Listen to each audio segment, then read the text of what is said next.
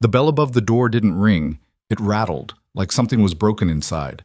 Rowan Blackthorne stood in the threshold of a bookshop that smelled of salt and old paper, and for 3 seconds the world went silent. Because the woman restocking shelves near the back window, dark hair pulled into a careless knot, fingers dusted with ink, was dead. She had to be. He'd searched for a year. He'd buried the hope 6 months ago. And yet there she was, alive, breathing, turning toward him with a polite smile that died the instant their eyes met. Eliza. Her face drained of color. The book in her hand hit the floor.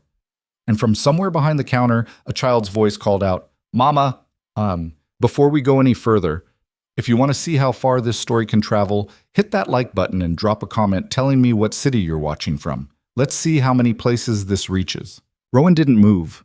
Couldn't. His boots were rooted to the warped floorboards of this cramped little shop on the edge of nowhere, and his mind was doing something it hadn't done since the war, fracturing. She was supposed to be gone. Not missing, not hiding, gone. But here she was, real, solid, staring at him like he was the ghost. "Rowan." Her voice came out strangled, barely audible over the creak of the building settling in the coastal wind. He still didn't move. His jaw worked, but no words came. "What the hell do you say to someone who disappeared from your life the morning you were supposed to marry her? Someone you tore apart half of England looking for? Someone whose name you stopped saying aloud because it hurt too much to hear it in your own voice?" The child, no more than 3, maybe 4, poked his head around the doorframe leading to what must have been a back room. Dark curls, serious gray eyes, Rowan's eyes. The air went thin. "Mama?" the boy said again, quieter this time, picking up on the tension the way kids do. Eliza moved fast. She crossed to the child, crouched down, and whispered something Rowan couldn't hear. The boy nodded and disappeared back through the doorway. When she straightened and turned to face Rowan again, her hands were shaking. "You need to leave," she said. "Like hell I do." "Rowan, please. Don't." His voice came out sharper than he intended, but he didn't soften it. "Don't you dare ask me for anything right now." She flinched. Good. Let her flinch. Let her feel a fraction of what he'd felt when he stood at the altar and realized she wasn't coming. When he'd called in every favor, spent a fortune on investigators, begged her parents for answers they didn't have. When he'd finally accepted that she was just gone. "I can explain," she said. "Then do it." "Not here." "Here."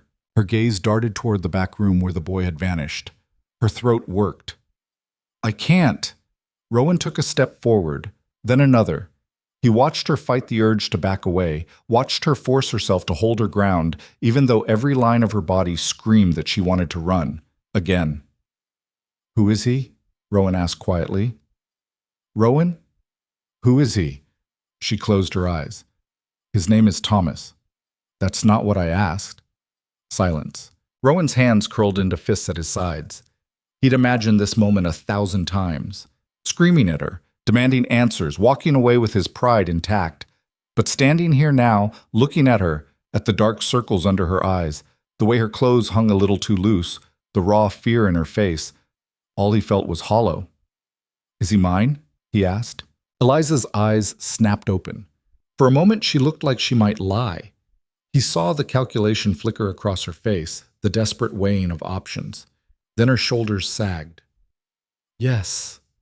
The word hit him like a fist to the chest. He had a son he'd never met, a son who didn't know his name, a son who called some stranger Mama and lived in a bookshop at the edge of the world because his mother had run. Why? His voice cracked on the word. He hated that, hated the weakness of it, but he couldn't stop it. "I can't tell you that." "Can't or won't?" "Both." Rowan laughed, but there was nothing funny about it. "You vanished the morning of our wedding. You let me think you were dead, or worse, and now you're telling me I have a son, but you can't explain why you did it? If I could—" "You can. You just won't. You don't understand. Then make me understand." His voice rose, and he saw her flinch again, saw her glance toward the back room. He forced himself to lower his tone. "Eliza, please, just tell me why." She stared at him for a long moment. He could see the war happening behind her eyes, the part of her that wanted to speak fighting against something else, something that terrified her. Finally, she whispered, "Because staying would have killed you." The words hung between them like smoke.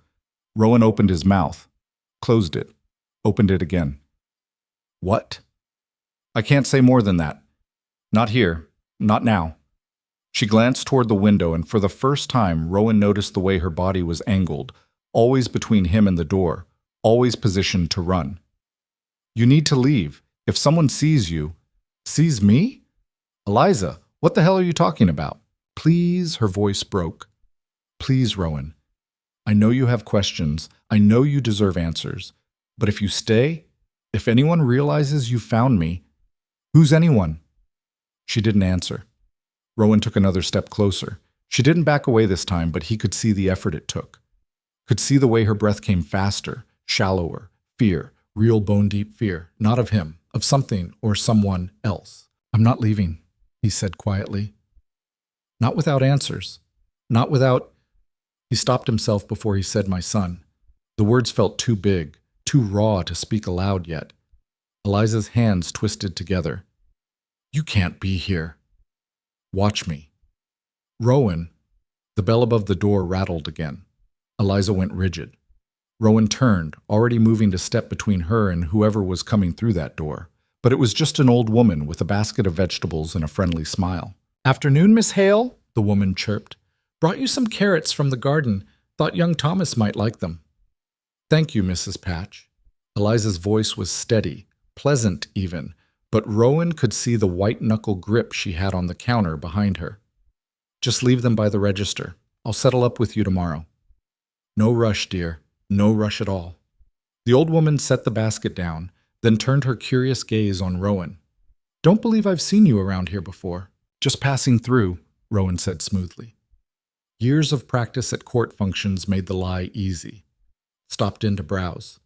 "Well, you won't find a better selection of books this side of Dover. Miss Hale's got a real talent for picking them." She beamed at Eliza, who smiled weakly in return. "I'll leave you to it then. Good day." The bell rattled a third time as she left. The moment the door closed, Eliza sagged against the counter. "You see?" she whispered. "People know me here. If they start asking questions, if word gets back to who?" She just shook her head. Rowan felt something cold settle in his chest.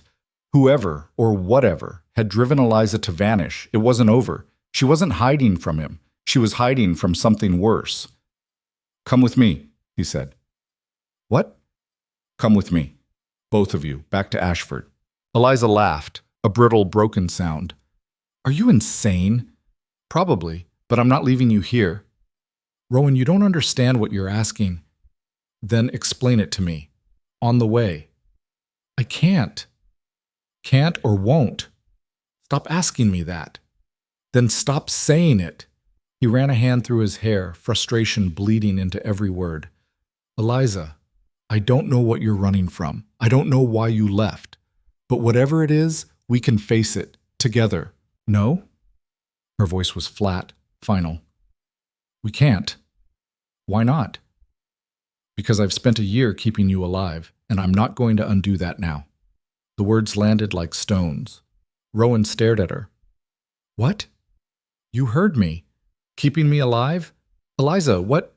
"I'm not having this conversation." She straightened, and suddenly the fear in her eyes was buried under something harder, something that looked almost like anger. "You need to leave, now, before someone else sees you, before what? Before you ruin everything." The silence that followed was heavy enough to crush bone. Rowan's jaw clenched. "I have a son." "I know." "I have a son," he repeated, slower this time. "And you kept him from me for a year. You let me think—" He stopped, took a breath. "Do you have any idea what that did to me?" Eliza's face crumpled, just for a second. Then she pulled it back together, brick by brick. "Yes." "And you did it anyway?" "Yes." "Why?" "Because it was the only way to keep you breathing." Rowan wanted to argue, wanted to rage, but the look in her eyes stopped him cold. Because he recognized it. He'd seen it before. on the faces of soldiers who'd made impossible choices in impossible situations, people who'd done terrible things for good reasons, people who'd carry the weight of those choices for the rest of their lives. "Come with me," he said again, quieter this time. "Please." Eliza closed her eyes. If we do, you have to swear something to me first." "Anything." "Don't say that. You don't know what I'm going to ask." "I don't care." "Rowan." He waited. When she opened her eyes again, they were wet. "If things go wrong, and they will go wrong, you have to promise me that you'll save Thomas, no matter what, even if it means leaving me behind." "Absolutely not. Promise me." "Eliza, promise me, Rowan. Swear it, or I'm not going anywhere." He wanted to refuse, wanted to tell her that he wasn't going to leave her behind, that they'd all get out together, that he'd burn the world down before he let anything happen to either of them. But he'd learned something in the war. Sometimes the only way to save someone is to let them think they have control, even when they don't. "Fine," he said. "I promise." She searched his face, looking for the lie. He kept his expression neutral. Finally, she nodded. "We'll leave tonight." Rowan spent the rest of the afternoon pretending to browse books while Eliza closed up the shop early. He watched her move through the space, locking doors, pulling curtains, writing a note for someone named Mr. Finch about needing to take an unexpected trip. She was efficient, practiced, like she'd planned for this, like she'd known, on some level, that eventually someone would find her. Thomas appeared again around 4 o'clock, holding a battered wooden horse. He stopped when he saw Rowan still there, his little face scrunching up in suspicion. "Who are you?" he asked. Rowan's throat went tight. "A friend of your mother's." "Mama doesn't have friends." Eliza's head snapped up from where she was packing a small trunk. "Thomas?" "She doesn't," the boy insisted, looking at Rowan with those unsettling gray eyes. "She says it's safer that way." Rowan crouched down to the child's level. Up close, the resemblance was even more striking. The same dark hair, the same stubborn set to his jaw. Even the way he held himself, shoulders back, feet planted, reminded Rowan of his own childhood portraits. "My name's Rowan," he said. "That's a tree." "It is." "Do you have a horse?" "Several." Thomas's eyes widened. "Really? Really?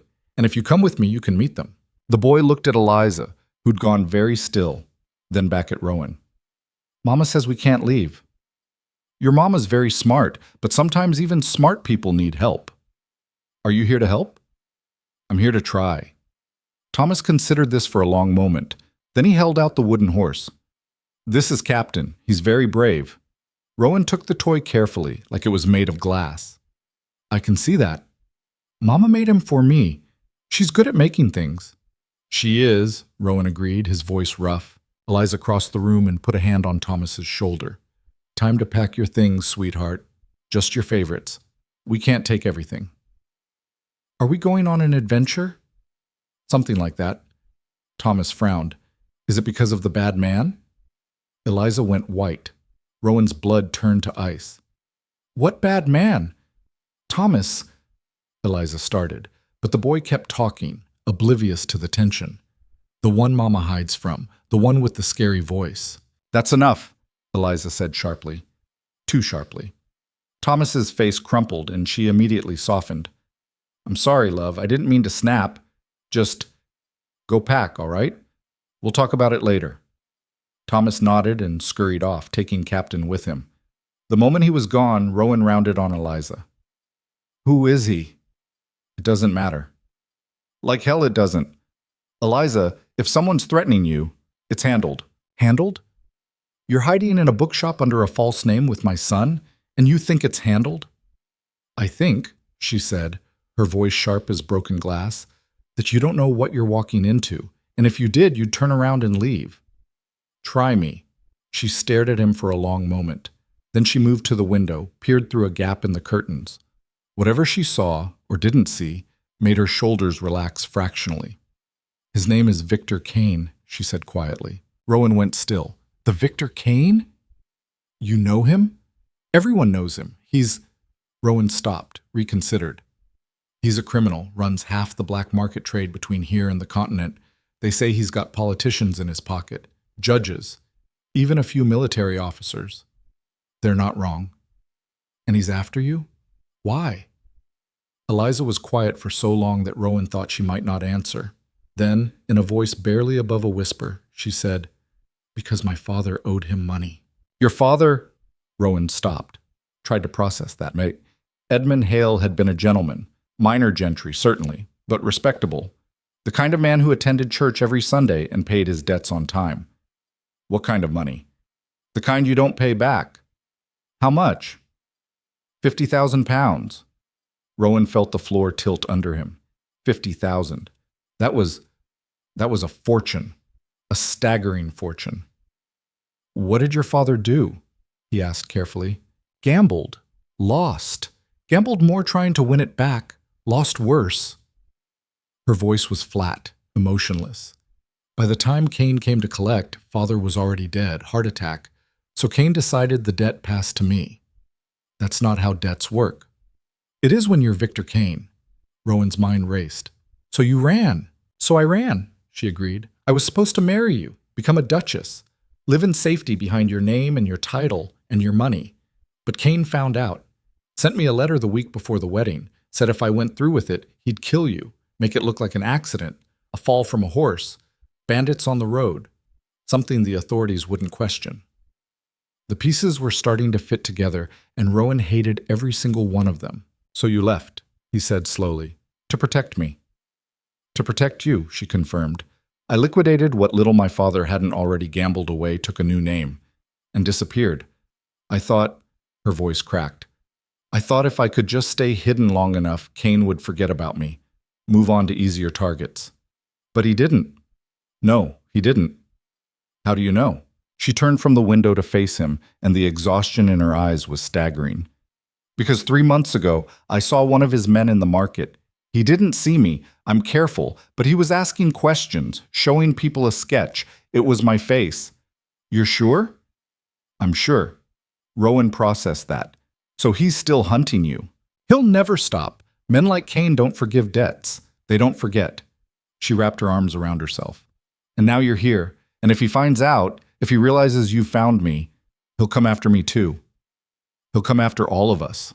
Rowan walked to the window, stood beside her, and looked out at the quiet street. A few people moved about their business. A cart rattled past. Nothing looked dangerous. But then again, danger rarely did. "We'll deal with it," he said. "Rowan, we'll deal with it." He turned to face her. "I'm not leaving you to fight this alone. Not again."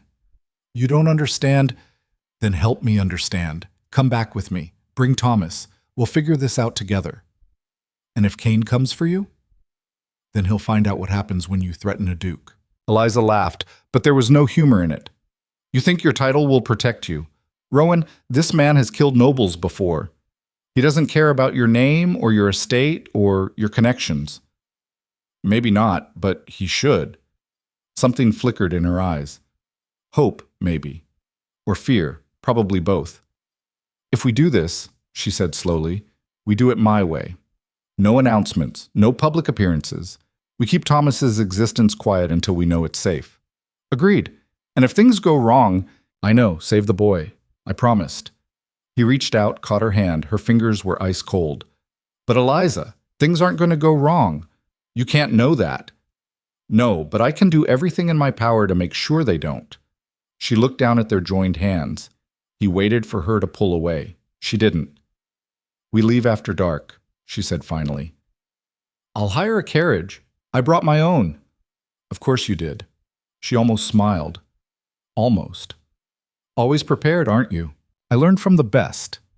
This time she did smile, just a little. It faded fast, but it had been there. Real. "I need to finish packing," she said. "And I need to explain things to Thomas. He's going to have questions. Tell him the truth. He deserves that. The truth is complicated. So simplify it." She pulled her hand free, but gently. "Easy for you to say. Nothing about this is easy." "No," she agreed quietly. "It's not." She left him standing by the window and disappeared into the back room. Rowan heard low voices, hers and Thomas's. He couldn't make out the words, but the tone was soft, reassuring. The kind of voice a mother uses when she's trying to explain something terrible in a way that won't break her child. He wondered what she was saying. Wondered how you tell a 4-year-old that his whole life was built on fear and hiding. That the reason they lived in a cramped bookshop instead of an estate was because of a debt his grandfather had left behind. That his father, a man he'd just met, was both salvation and danger rolled into one. Rowan turned back to the window. The street was emptier now. Dusk was settling in, turning everything soft and gray. In an hour, maybe less, they'd be on the road. Heading back to Ashford. Back to the world Eliza had fled. Back to whatever came next. He'd spent a year searching for her, a year grieving, a year trying to piece together why she'd left. And now he knew. She'd left to save him. The irony was almost funny. Almost. Because all she'd done was delay the inevitable. Cain was still out there, still hunting, and now Rowan was tangled up in it too. Him and a son he'd just discovered. A son who played with wooden horses and asked questions with eyes that mirrored his own. He thought about his grandmother, the Dowager Duchess, sharp as a blade and twice as dangerous. She'd want answers, would demand them. And when she found out about Thomas, about Eliza, about all of it, well, that would be a conversation. But first, they had to get home and pray that Victor Kane didn't find them before they did. They left just after midnight. Rowan had the carriage waiting 2 streets over, tucked into the shadows between a chandler's shop and a tavern that had closed hours ago. Thomas was half asleep, bundled in a blanket and clutching Captain like a lifeline. Eliza carried a single trunk, everything she and the boy owned, apparently. It wasn't much. The driver, Marcus, one of Rowan's most trusted men, took the trunk without a word and secured it. He'd been briefed on the way here. Minimal questions, maximum discretion. The kind of job Marcus excelled at. "All set, Your Grace," Marcus said quietly. Rowan nodded and turned to help Eliza into the carriage. She hesitated at the step, one hand on the doorframe, and looked back at the bookshop. At the life she'd built here. The safety she'd carved out of nothing. "Second thoughts?" Rowan asked. 1,000 of them.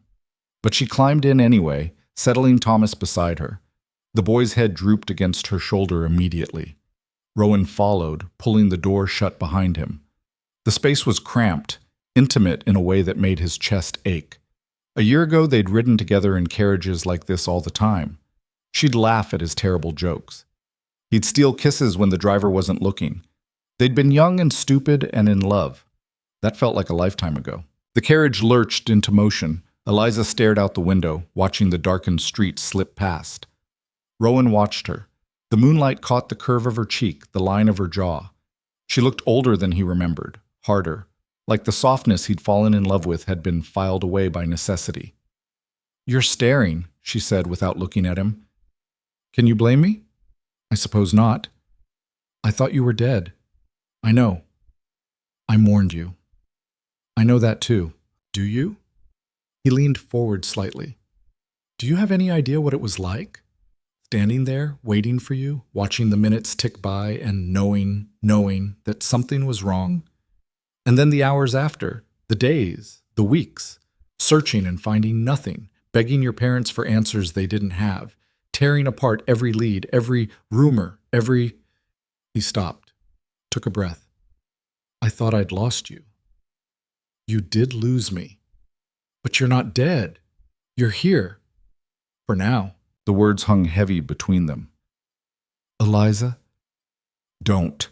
She finally turned to look at him, and her eyes were glassy. "Don't ask me to feel guilty for keeping you alive, because I don't. I'd do it again. I'd do it 1,000 times if it meant you were safe." "And what about you? What about Thomas?" "We managed. Managed. You're living in a bookshop, hiding from a man who wants you dead, raising our son alone." "Your son," she corrected. "You didn't know about him. Because you didn't tell me." "Because I couldn't." Thomas stirred between them, mumbling something in his sleep. They both froze, waited. The boy settled again, burrowing deeper into the blanket. When Eliza spoke again, her voice was barely a whisper. I'm sorry I didn't tell you. I'm sorry I left. I'm sorry for all of it. But I'm not sorry for the choice I made. Because you're alive.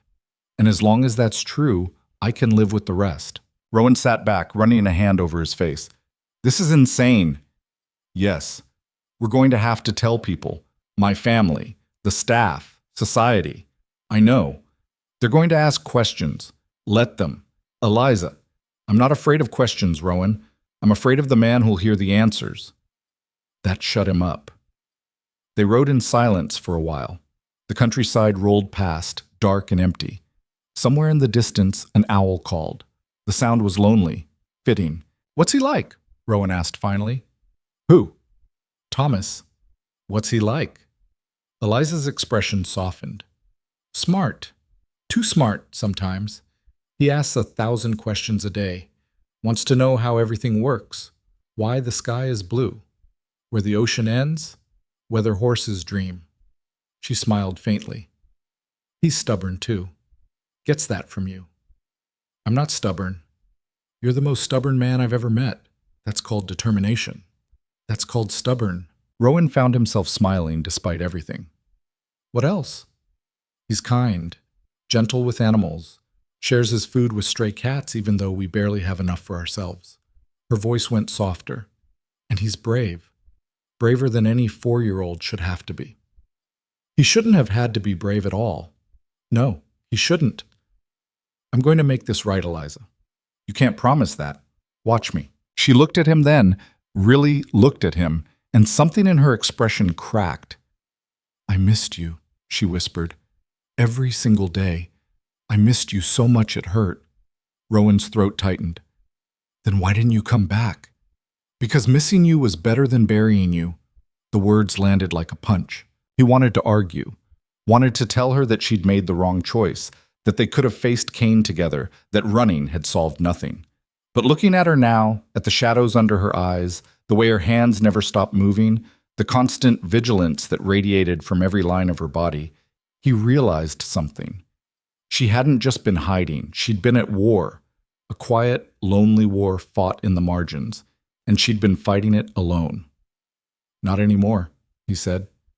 What? You're not alone anymore. He reached across the space between them, found her hand again. This time he held on. Whatever comes next, we face it together, all three of us. Eliza's fingers tightened around his. You don't know what you're promising. Then I'll learn. Rowan. Together, he repeated. That's not negotiable. For a moment he thought she might argue. Then she just nodded, a single sharp jerk of her head, and turned back to the window. They rode through the rest of the night in silence, but this time their hands stayed clasped. And for the first time in a year, Rowan felt something he'd thought was lost forever. Hope. Dawn broke gray and unwelcome over Ashford Estate. The carriage rolled through the iron gates just as the first staff members were stirring, and Rowan was grateful for it. Fewer eyes, fewer questions, at least for now. Thomas woke as they stopped, blinking up at the massive stone facade with the kind of awe only a child could muster after sleeping through a 6-hour journey. Is this a castle? He whispered. Close enough, Rowan said. Eliza said nothing. She just stared at the house like it might swallow her whole. Marcus opened the door and stepped back, giving them space. Rowan climbed out first, then turned to help Eliza down. Her hand trembled in his. When Thomas followed, stumbling a little on stiff legs, Rowan caught him automatically and felt the boy go rigid with surprise. Easy, Rowan said. You're all right. Thomas looked up at him with those unnerving gray eyes. You're strong. Years of practice. Lifting what? Everything. The boy seemed to consider this seriously. Then he nodded like it made perfect sense, and Rowan had to fight down something that felt dangerously close to a smile. The front door opened.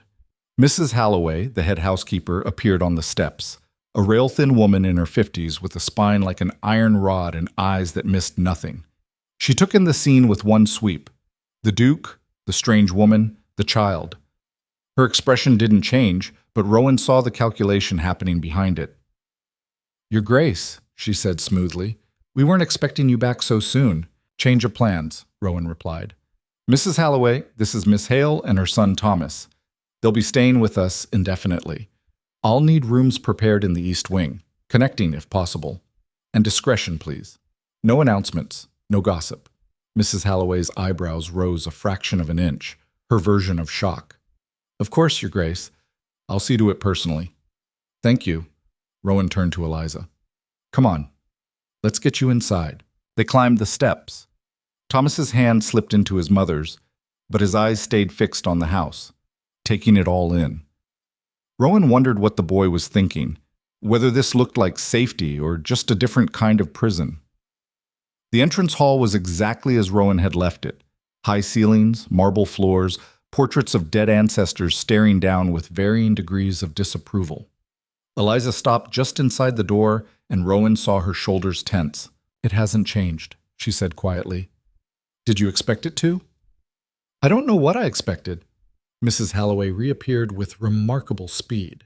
"The blue room and the adjoining nursery are being aired out now. Should be ready within the hour.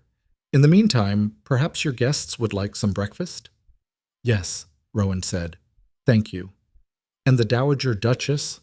I'll handle my grandmother." Mrs. Halloway's expression suggested she had thoughts about that, but she kept them to herself. "Very good, Your Grace."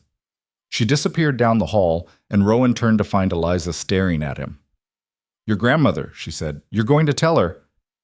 "I don't have much choice. She'll have questions." "She always does." "Rowan, I'll handle it," he repeated. "Right now you need food and rest, both of you." Eliza looked like she wanted to argue, but Thomas chose that moment to tug on her hand. "Mama, I'm hungry." Her face softened instantly. "I know, sweetheart. Come on." Rowan led them to the breakfast room, a smaller, less formal space that overlooked the gardens. Morning light streamed through the windows, turning everything soft and gold. Thomas climbed into a chair that was too big for him and started swinging his legs, staring around with wide eyes. "There's a painting of a dog," he announced. "That's Wellington," Rowan said. "My grandfather's hound." "Was he a good dog?" "The best? Better than Captain?" Rowan glanced at the wooden horse still clutched in the boy's hand. "Different kind of good." Thomas seemed satisfied with that answer. A maid appeared with tea and toast, and the boy attacked the food with the single-minded focus of someone who'd learned not to waste meals. Eliza picked at her own plate, eating mechanically, her gaze distant. Rowan watched them both and felt the weight of what he'd done settle over him. He'd brought them here, into his world, into danger, if Eliza was right about Kane still hunting. And he had no plan beyond keep them safe, which wasn't a plan so much as a desperate hope. The door opened. Everyone at the table went still. The Dowager Duchess Blackthorne swept into the room like a ship under full sail. She was 73, silver-haired, and possessed the kind of presence that could silence a room with a glance. She wore black, as she had every day since Rowan's grandfather died, and carried a walking stick she didn't need but wielded like a scepter. Her gaze locked onto Eliza, then Thomas, then Rowan. "Well," she said, "this is unexpected." Rowan stood. "Grandmother, sit down, Rowan. You're blocking my view." She moved closer, her eyes never leaving Eliza. "Miss Hale, I thought you were dead." "So did most people," Eliza said quietly. "Most people are fools." The Dowager turned her attention to Thomas, who had stopped eating and was staring at her with something between fascination and terror. "And who is this?" "This is Thomas," Eliza said. "My son." The Dowager leaned on her stick, studying the boy with unnerving intensity. Thomas didn't flinch. Rowan had to give him credit for that. "He has the Blackthorn chin." The room went silent. Eliza's hand tightened on her fork. Rowan felt his pulse kick up. The Dowager looked between them, one eyebrow raised, and smiled thinly. "Did you think I was blind, boy? Or just stupid?" "Neither," Rowan said carefully. "Then why am I only learning about my great-grandson now?" "Because I only learned about him yesterday." That got her attention. The Dowager's gaze sharpened. "Explain." "Not here." "Then where?" "My study. 10 minutes." The Dowager considered that, then nodded once. "Don't be late." She swept out as dramatically as she'd entered, leaving a wake of tension behind her. Thomas exhaled. "She's scary." "She's terrifying," Rowan agreed, "but she won't hurt you." "Are you sure?" "Reasonably." Eliza made a sound that might have been a laugh or a sob. Rowan couldn't tell. He reached across the table, covered her hand with his. "It's going to be fine. You keep saying that. I'll keep saying it until it's true." She didn't look convinced. 10 minutes later, Rowan stood in his study while his grandmother paced like a caged predator. She'd dismissed the servants, locked the door, and now had him pinned under a stare that could strip paint. "Start talking," she said. So he did. He told her everything, or as much as he could without breaking Eliza's trust. The disappearance, the search, finding her in the bookshop, Thomas, the debt, Victor Kane. When he finished, the dowager was silent for a long moment. Then she said, "You brought them here." "Yes." "Knowing that a man like Kane might follow." "Yes." "Knowing that it puts this entire household at risk." "Yes." "Are you out of your damn mind?" "Probably." She stared at him. Then, to his shock, she laughed. A sharp, brittle sound. "You're your grandfather all over again, charging in without a plan, driven by sentiment and pride." "Is that a compliment?" "It's an observation." She moved to the window, looked out at the grounds. £50,000 is a considerable sum. "I know. And Kane won't simply forgive it. I know that too. So what's your plan, Rowan? Hide them here forever? Hope he never finds out?" "My plan," Rowan said slowly, "is to make sure he can't touch them." "And how do you propose to do that?" "I don't know yet." "Wonderful." She turned back to face him. "You've brought a target into my house, endangered my staff, and you don't even have a strategy. If you have a better idea—" "Oh, I have several, starting with sending them away again." "No." "Rowan, no," he repeated, harder this time. "She's not running anymore. Neither is Thomas. They stay here, under my protection." "Your protection won't mean much if Kane decides to burn this place to the ground. Then we make sure he doesn't get the chance." The dowager studied him for a long moment. Then she sighed, suddenly looking every one of her 73 years. "You love her." It wasn't a question. "I never stopped," Rowan said, "even after she left you standing at the altar. Even then. You're a fool." "Probably, but you're my fool." She straightened, and the weariness vanished as quickly as it had appeared. "All right. If we're doing this, we're doing it properly. No half measures, no running. We deal with Kane directly." "How?" "I'll need to think on that. In the meantime, keep the girl and the boy out of sight. No public appearances. No letters. Nothing that might alert Kane to their location." "Already planned on it. And Rowan?" She paused at the door. "That child deserves to know who his father is." "He will. Soon, before someone else tells him." She left before he could respond. Rowan stood there for a moment, staring at the closed door, feeling the weight of everything pressing down on him. His grandmother was right, about all of it. He'd made a reckless choice bringing Eliza and Thomas here. He'd put everyone at risk, and he had no clear path forward, but he'd meant what he said. They weren't running anymore. The next 3 days passed in uneasy quiet. Eliza and Thomas settled into their rooms, or tried to. The boy adapted faster than his mother, exploring the estate with wide-eyed wonder whenever Eliza let him out of her sight, which wasn't often. Rowan watched her drift through the halls like a ghost. She didn't sleep, barely ate. Every sound made her flinch. Every shadow made her turn.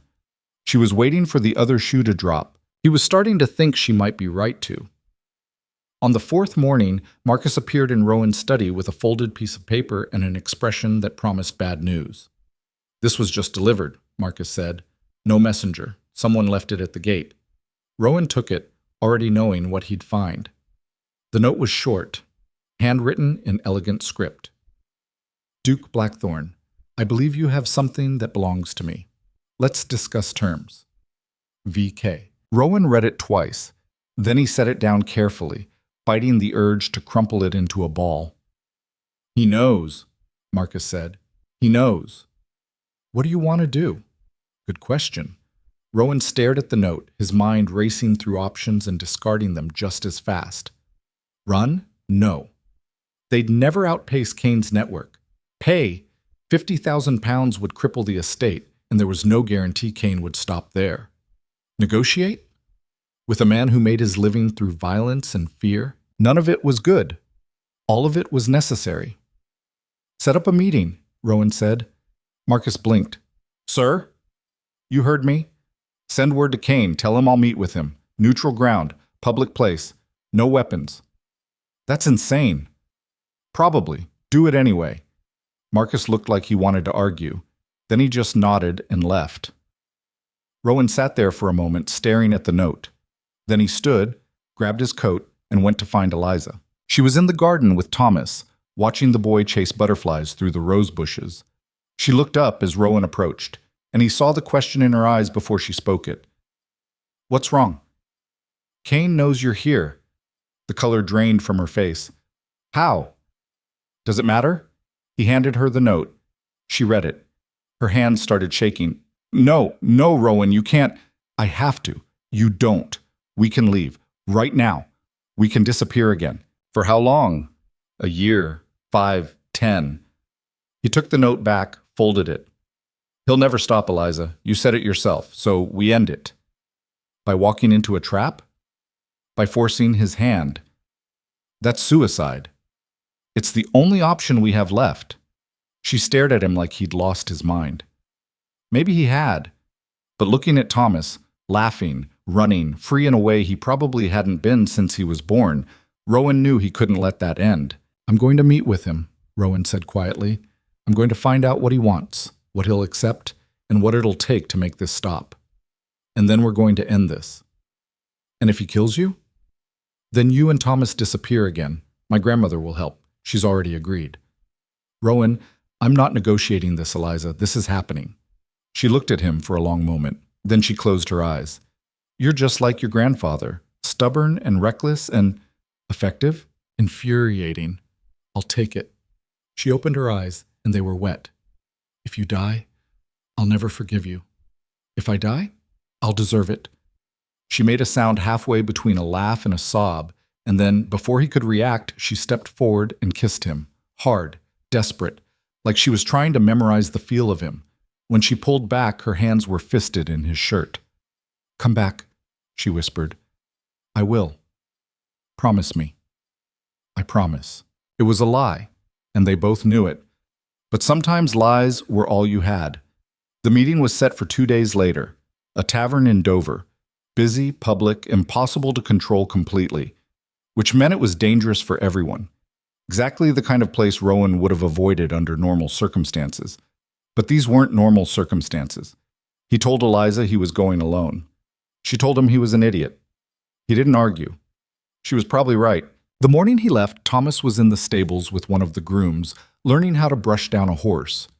Rowan watched from the doorway for a moment, memorizing the sight. The boy's careful movements, his serious expression, the way he talked to the animal like it might answer. He's good with them, the groom said. Natural touch.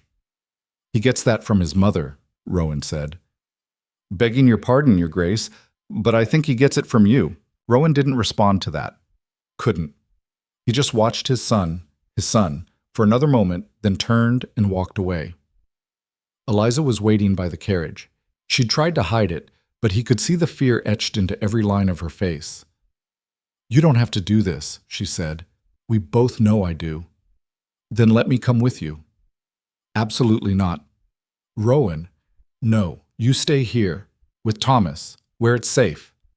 It's not safe anywhere, not anymore. It's safer than where I'm going. She grabbed his arm. Then don't go. Eliza, please, just don't. We can run. We can hide. We can spend the rest of our lives looking over our shoulders. Is that what you want for Thomas? She flinched like he'd slapped her. I didn't think so, Rowan said, gentler now. So let me end this. Let me give us a chance at something better. And if you can't, then at least I tried. She stared at him for a long moment. Then she pulled him down and kissed him again, softer this time, but no less desperate. Come back, she whispered against his mouth. I will. He climbed into the carriage before she could see the doubt in his eyes. The ride to Dover took 4 hours. Rowan spent most of it going over what he knew about Victor Kane, which wasn't much. The man was a shadow, a ghost who moved through the underworld, leaving bodies and broken deals in his wake. They said he'd killed his first man at 15, that he'd built his empire on the bones of anyone stupid enough to cross him. They also said he was smart, calculating, the kind of man who didn't make mistakes, which meant walking into this meeting was probably the dumbest thing Rowan had ever done. The tavern was called the Serpent's Head, and it looked exactly like the kind of place where bad things happened. Low ceilings, dim lighting, patrons who watched him enter with the kind of dead-eyed stares that promised violence. Rowan spotted Kane immediately. He was sitting at a corner table, alone, nursing a glass of something dark. Mid-40s, maybe. Dark hair going gray at the temples. Expensive clothes that didn't quite hide the muscle underneath. And eyes that tracked Rowan's approach with the cold precision of a predator sizing up prey. "Duke Blackthorn," Kane said as Rowan sat down. "Thank you for coming. Let's skip the pleasantries." "As you wish." Kane leaned back, studying him.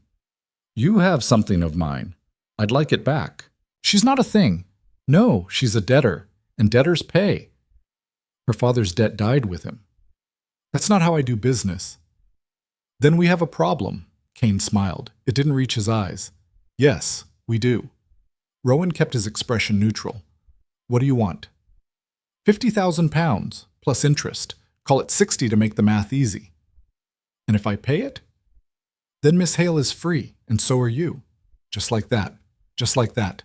Rowan didn't believe him for a second. "And the boy?" Something flickered in Kane's expression. "What boy?" So he didn't know about Thomas. That was something, at least. "Never mind," Rowan said. 60,000, that's your price." "That's my price." "And if I refuse?" Kane's smile widened. "Then I take what I'm owed in other ways." The threat hung between them like smoke. Rowan leaned forward. "Let me be very clear, Mr. Kane. If you come after her, if you so much as think about hurting her, I will end you, not quickly, not cleanly, but thoroughly." Kane laughed, actually laughed. "You think your title scares me, Duke? I've put men like you in the ground before." "I'm sure you have, but I'm not them." "No?" Kane's eyes went flat. "Then what makes you special?" "Nothing, except that I have more to lose, which makes me more dangerous." They stared at each other across the table. Two predators sizing each other up. Rowan could feel the weight of every eye in the room on them, could feel the violence simmering just beneath the surface. Finally, Kane spoke.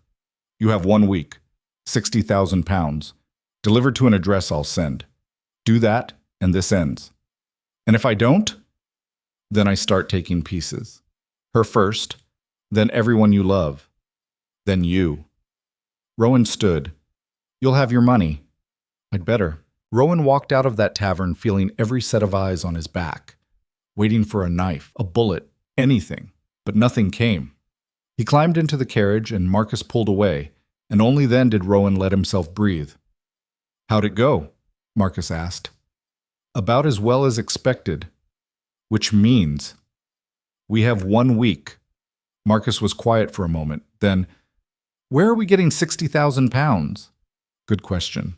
Rowan stared out the window at the passing countryside and tried to come up with an answer that didn't end in disaster. He was still trying when they pulled through the gates of Ashford 4 hours later. Eliza was waiting on the steps. She took one look at his face and went pale. "What happened?" "He wants £60,000. We have 1 week." "That's impossible." "I know." "Rowan, I'll figure it out." "How?" "I don't know yet, but I will." She stared at him like he'd already failed. Maybe he had, but he'd made a promise. To her, to Thomas, to himself. He wasn't going to break it, even if it killed him. Inside, the Dowager was waiting in the drawing room. She took one look at him and poured 2 glasses of whiskey without asking. "That bad?" she said. "Worse." "Tell me." So he did. When he finished, she drank her whiskey in one long swallow. Then she set the glass down and said, "We don't have £60,000. "I know. Even if we liquidated everything, we'd be lucky to raise 40. I know." "So what do we do?" Rowan looked at her. At this woman who'd raised him after his parents died, who'd taught him what it meant to be a duke, who'd never once let him take the easy path. "We make him think we're going to pay," Rowan said slowly. "And then?" "And then we take him down." The Dowager's eyes gleamed. "Now you're thinking like a Blackthorn." The Dowager set her empty glass down with a sharp click. "Taking down a man like Kane requires more than good intentions and righteous anger. It requires leverage." "I'm aware." "Are you?" Because charging into his lair with 60,000 pounds in promises and hope sounds remarkably like suicide. Rowan paced to the window, stared out at the darkening grounds. Then help me find another way. Charmisant. I'm trying, but leverage means information, dirt, something that makes him vulnerable. She tapped her fingers against the arm of her chair. Men like Cain don't build empires without making enemies. We need to find them. In 1 week? Do we have a choice? No, they didn't. The door opened. Eliza stood there, pale but steady. I heard voices. Come in, the Dowager said. This concerns you as much as anyone. Eliza stepped inside, closing the door behind her. She looked between them, reading the tension. You're planning something. We're planning to survive, Rowan said. By doing what? By finding out what Cain doesn't want anyone to know. The Dowager leaned forward slightly. Miss Hale, you've been running from this man for over a year. You must know something about him. His patterns, his weaknesses, his associates. Eliza's jaw tightened. I know he has people everywhere, docks, markets, government offices. I know he moves money through channels that don't ask questions, and I know that anyone who crosses him ends up dead or worse.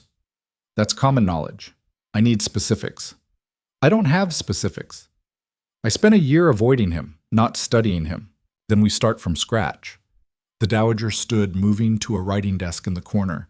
She pulled out paper and a pen. Marcus can reach out to contacts in Dover, discreetly. People who might know Cain's operations.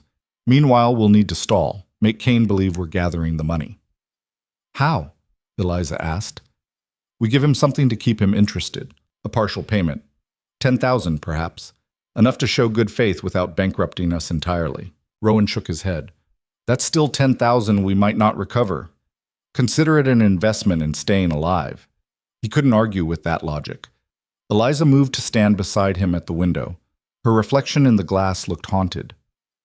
And if this doesn't work, if we can't find anything on him, then we pay the full amount and pray he keeps his word, the Dowager said, though I wouldn't bet the estate on his honor. Comforting. I'm not here to comfort you, girl. I'm here to keep you breathing. Eliza flinched, but she nodded. Rowan watched his grandmother work, writing notes, organizing thoughts, building a strategy from nothing. She'd been running this estate for decades, surviving wars and economic collapses and societal shifts. If anyone could navigate this, it was her. But even she looked tired. I'll send Marcus first thing tomorrow, the Dowager said. In the meantime, both of you need rest. Clear heads make better decisions. I'm not tired, Rowan said. You're exhausted. You've been running on fumes since you found her. Don't think I haven't noticed. She pointed toward the door. Go, sleep. We'll reconvene in the morning. It wasn't a suggestion. Rowan left, Eliza following. They walked through the quiet halls in silence until they reached the east wing. At the door to her room, she stopped. Thank you, she said quietly. For what? For not giving up. For not sending us away. I told you, we're in this together. I know what you told me, but I also know what it's costing you. She looked down at her hands. This estate, your reputation, your safety. You're risking everything. So did you, for a year. That was different. How? Because I had no choice. Neither do I. She looked up at him then, and the vulnerability in her eyes nearly broke him. I'm scared, Rowan. I know.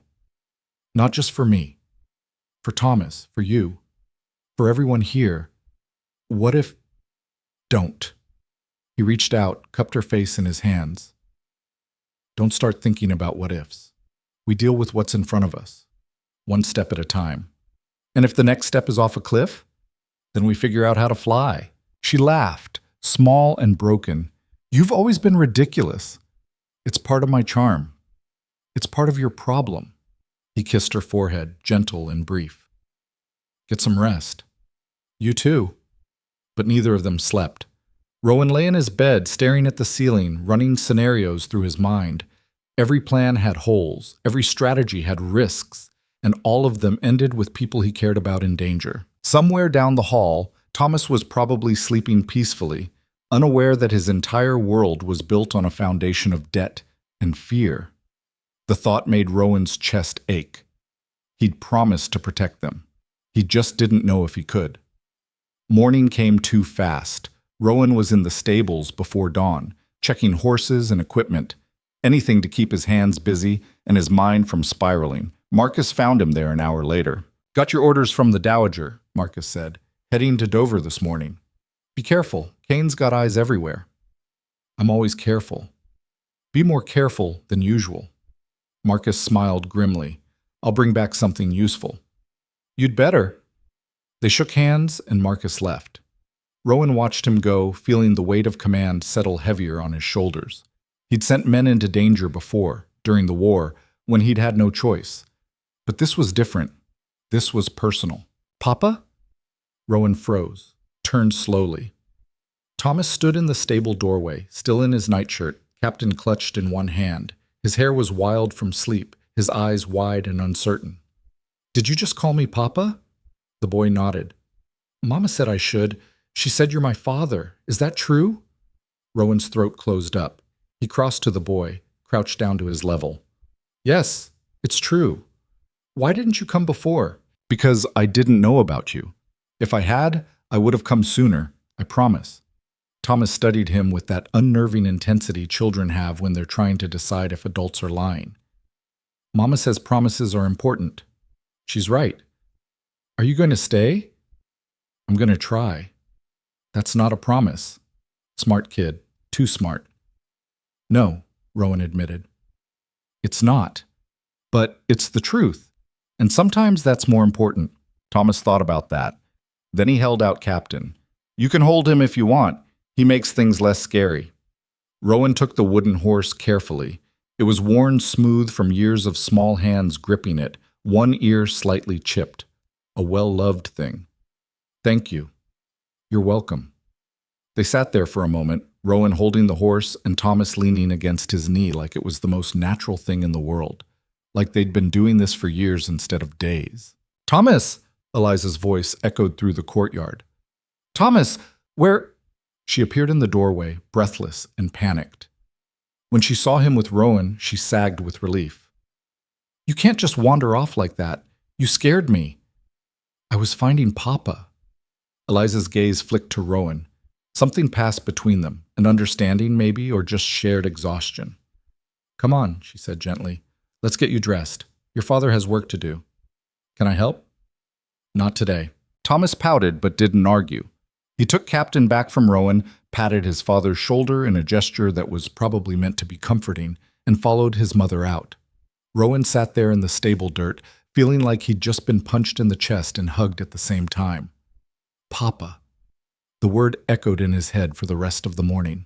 By afternoon, the Dowager had assembled what she called a working plan. Rowan found her in the library, surrounded by papers, looking like a general preparing for war. "Marcus should reach Dover by evening," she said without preamble. "I've also sent inquiries to 3 other contacts, people who might know about Kane's operations. We should hear back within 48 hours. And the partial payment? I've arranged to have £10,000 ready by tomorrow. We'll deliver it with a message promising the rest within the week. He'll want proof we can pay the full amount. Then we'll forge it, bank documents, property assessments, whatever it takes to buy time." Rowan sat down heavily. "We're building a house of cards. We're buying time. There's a difference." "Is there?" The Dowager's expression softened slightly. "I won't lie to you, Rowan. This is dangerous. We're playing a game against someone who's been playing it far longer, but we have advantages he doesn't. Such as legitimacy, connections, and most importantly, desperation. Men like Kane get comfortable, complacent. They forget that cornered animals bite hardest. So we're animals now? We're survivors, and survivors do what they must." She was right. Rowan knew she was right, but that didn't make it easier. The next day crawled by.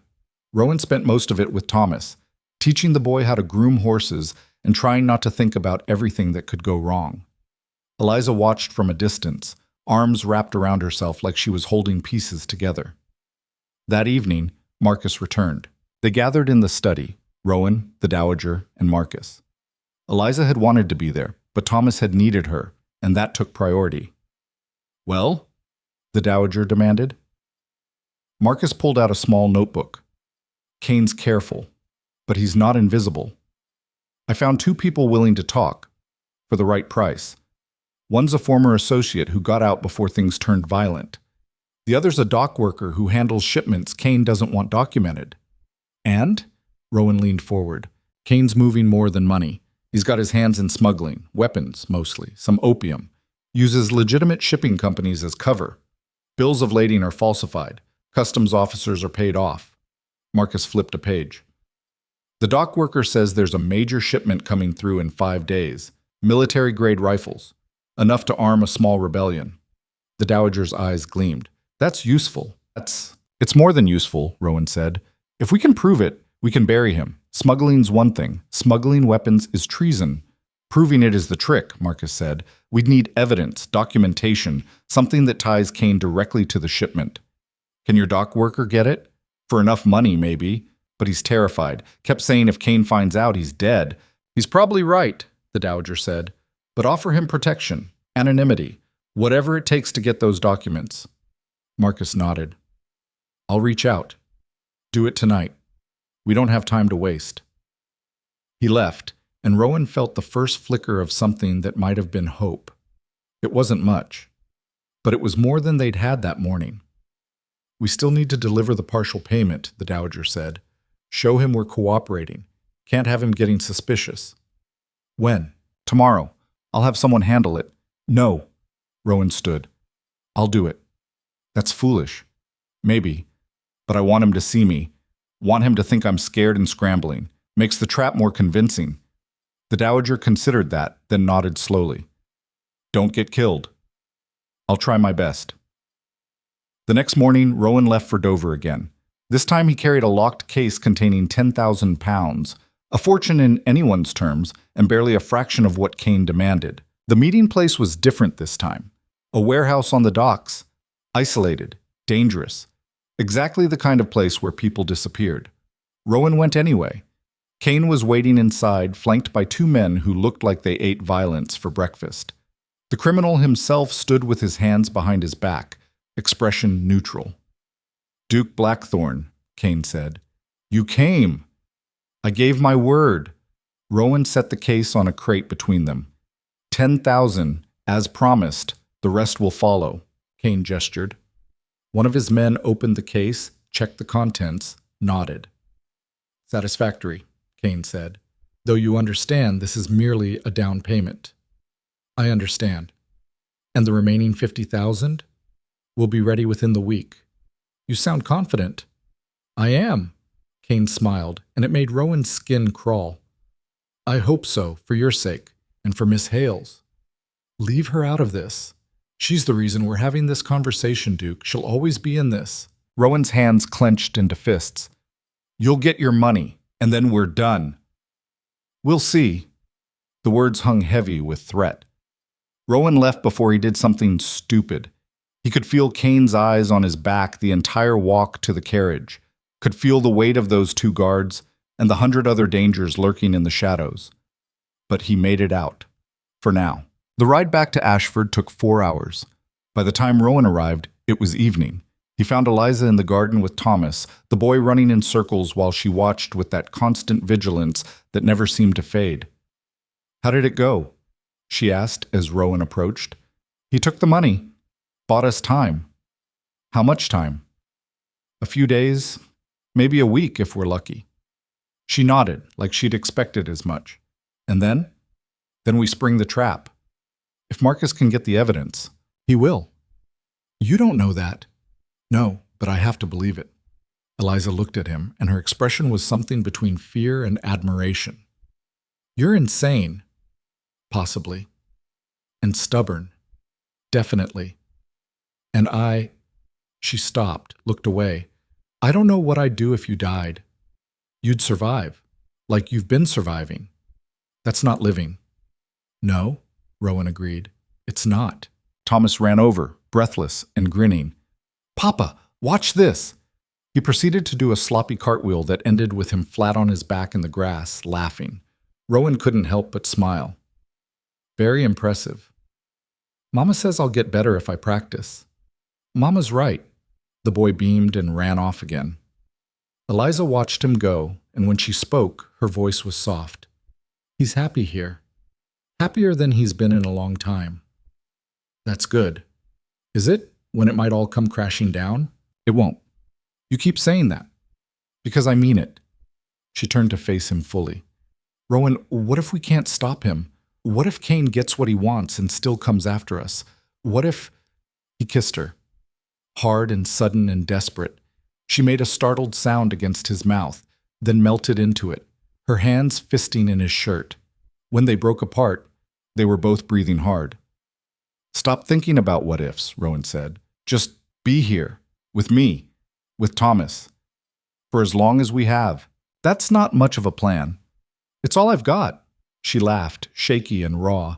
Then she kissed him again, softer this time, and whispered against his lips. Then I guess it'll have to do. 2 days later, Marcus returned with news. The dock worker had come through. He'd gotten copies of shipping manifests, bills of lading, correspondence between Kane and his contacts. Everything they needed to prove the weapon's smuggling. But there was a problem. The shipment arrives tomorrow night, Marcus said, and the dock worker says Kane's going to be there personally, overseeing the unloading. That's perfect, the Dowager said. We catch him in the act. With what? Rowan demanded. We can't just walk up and arrest him ourselves. No, but we can alert the authorities, get them there with a military presence, force Kane's hand. He'll run. Let him try. With enough soldiers, he won't get far. Rowan paced, thinking. It's risky. If anything goes wrong, everything about this is risky, the Dowager interrupted. But this is our best shot, maybe our only shot. She was right. Rowan hated it, but she was right. Fine, we do it. He turned to Marcus. Can you get word to the garrison commander? Someone we trust? Colonel Whitmore, served with your grandfather, owes the family a favor. Then call it in. Tell him what we have. Tell him where to be and when. Marcus nodded and left. The Dowager stood. This is it, Rowan. Tomorrow night we end this, one way or another. And if it doesn't work, then we pray we're fast enough to run. That night, Rowan couldn't sleep. He stood at his window watching the grounds, mind racing through everything that could go wrong. Kane could smell the trap. The soldiers could arrive late. The dock worker could lose his nerve and warn Kane. 1,000 things could fail. And if they did, Eliza and Thomas would pay the price. A soft knock at his door pulled him from his thoughts. Come in. Eliza slipped inside, closing the door behind her. She wore a nightgown and looked as tired as he felt. I can't sleep, she said. Neither can I. She crossed to stand beside him at the window. They stood in silence for a moment, shoulders almost touching. Tomorrow night, she said finally. This all ends. That's the plan. I'm terrified. So am I. She looked at him, surprised. You are? Of course I am. I'm terrified I'll fail. Terrified Kane will escape. Terrified you and Thomas will never be safe. He turned to face her. But I'm more terrified of doing nothing, of letting this continue, of watching you look over your shoulder for the rest of your life. So you're risking everything instead. Yes. Why? Because you did the same for me, and because I love you. Both of you. The words hung in the air between them. Eliza's eyes filled with tears. Rowan, I know it's too soon. I know everything's complicated. But it's true. And if tomorrow goes wrong, I need you to know that. She grabbed his face and kissed him fiercely. Don't you dare die on me. I'll try my best. That's not good enough. It's all I have. She pressed her forehead against his, and they stood there in the darkness, holding each other like it might be the last time. The next evening, Rowan stood on the docks of Dover dressed in dark clothing that wouldn't stand out. Marcus was beside him, similarly dressed. Around them, hidden in shadows and warehouse doorways, were 20 soldiers under Colonel Whitmore's command. The colonel himself stood nearby, a grizzled veteran with a scar across his jaw and eyes that had seen too much. Your intelligence better be solid, Duke, Whitmore said quietly. It is. Because if we're raiding an empty warehouse, there'll be questions. There won't be questions. Kane will be here. At least Rowan hoped so. They waited. Minutes stretched into hours. The dock was quiet except for the lap of water against pilings and the distant cry of gulls. Then movement. 3 wagons rolled onto the dock. Men climbed down, began unloading crates.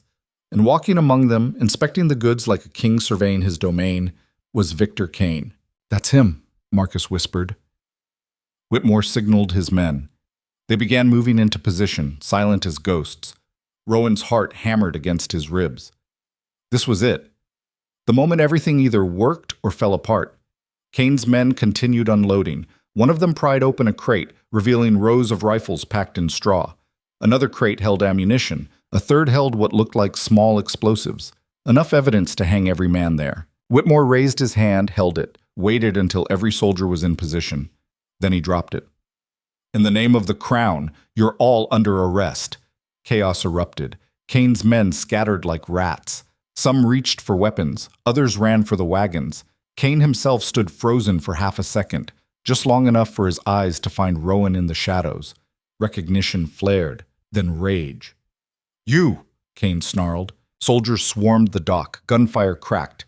Someone got off a shot before being tackled. Men shouted. Crates crashed to the ground. Rowan started forward, but Marcus grabbed his arm. "Stay back. Let the soldiers handle it."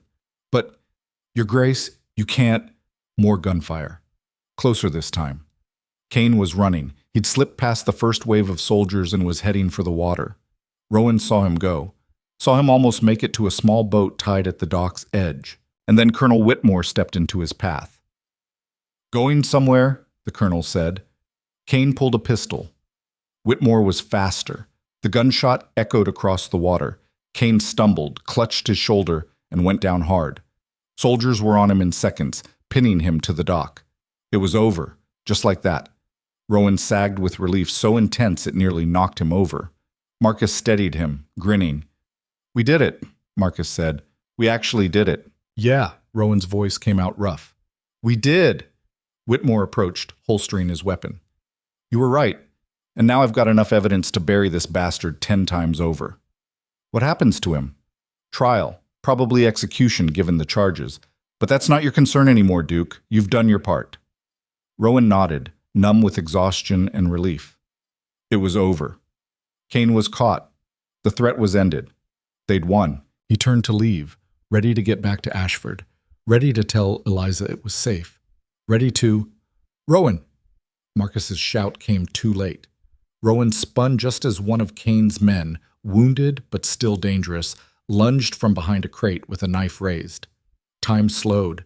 Rowan saw the blade coming, saw the wild desperation in the man's eyes, tried to move, but his body was sluggish from exhaustion. The knife descended, and then someone else was there, shoving Rowan aside, taking the blow meant for him. Marcus.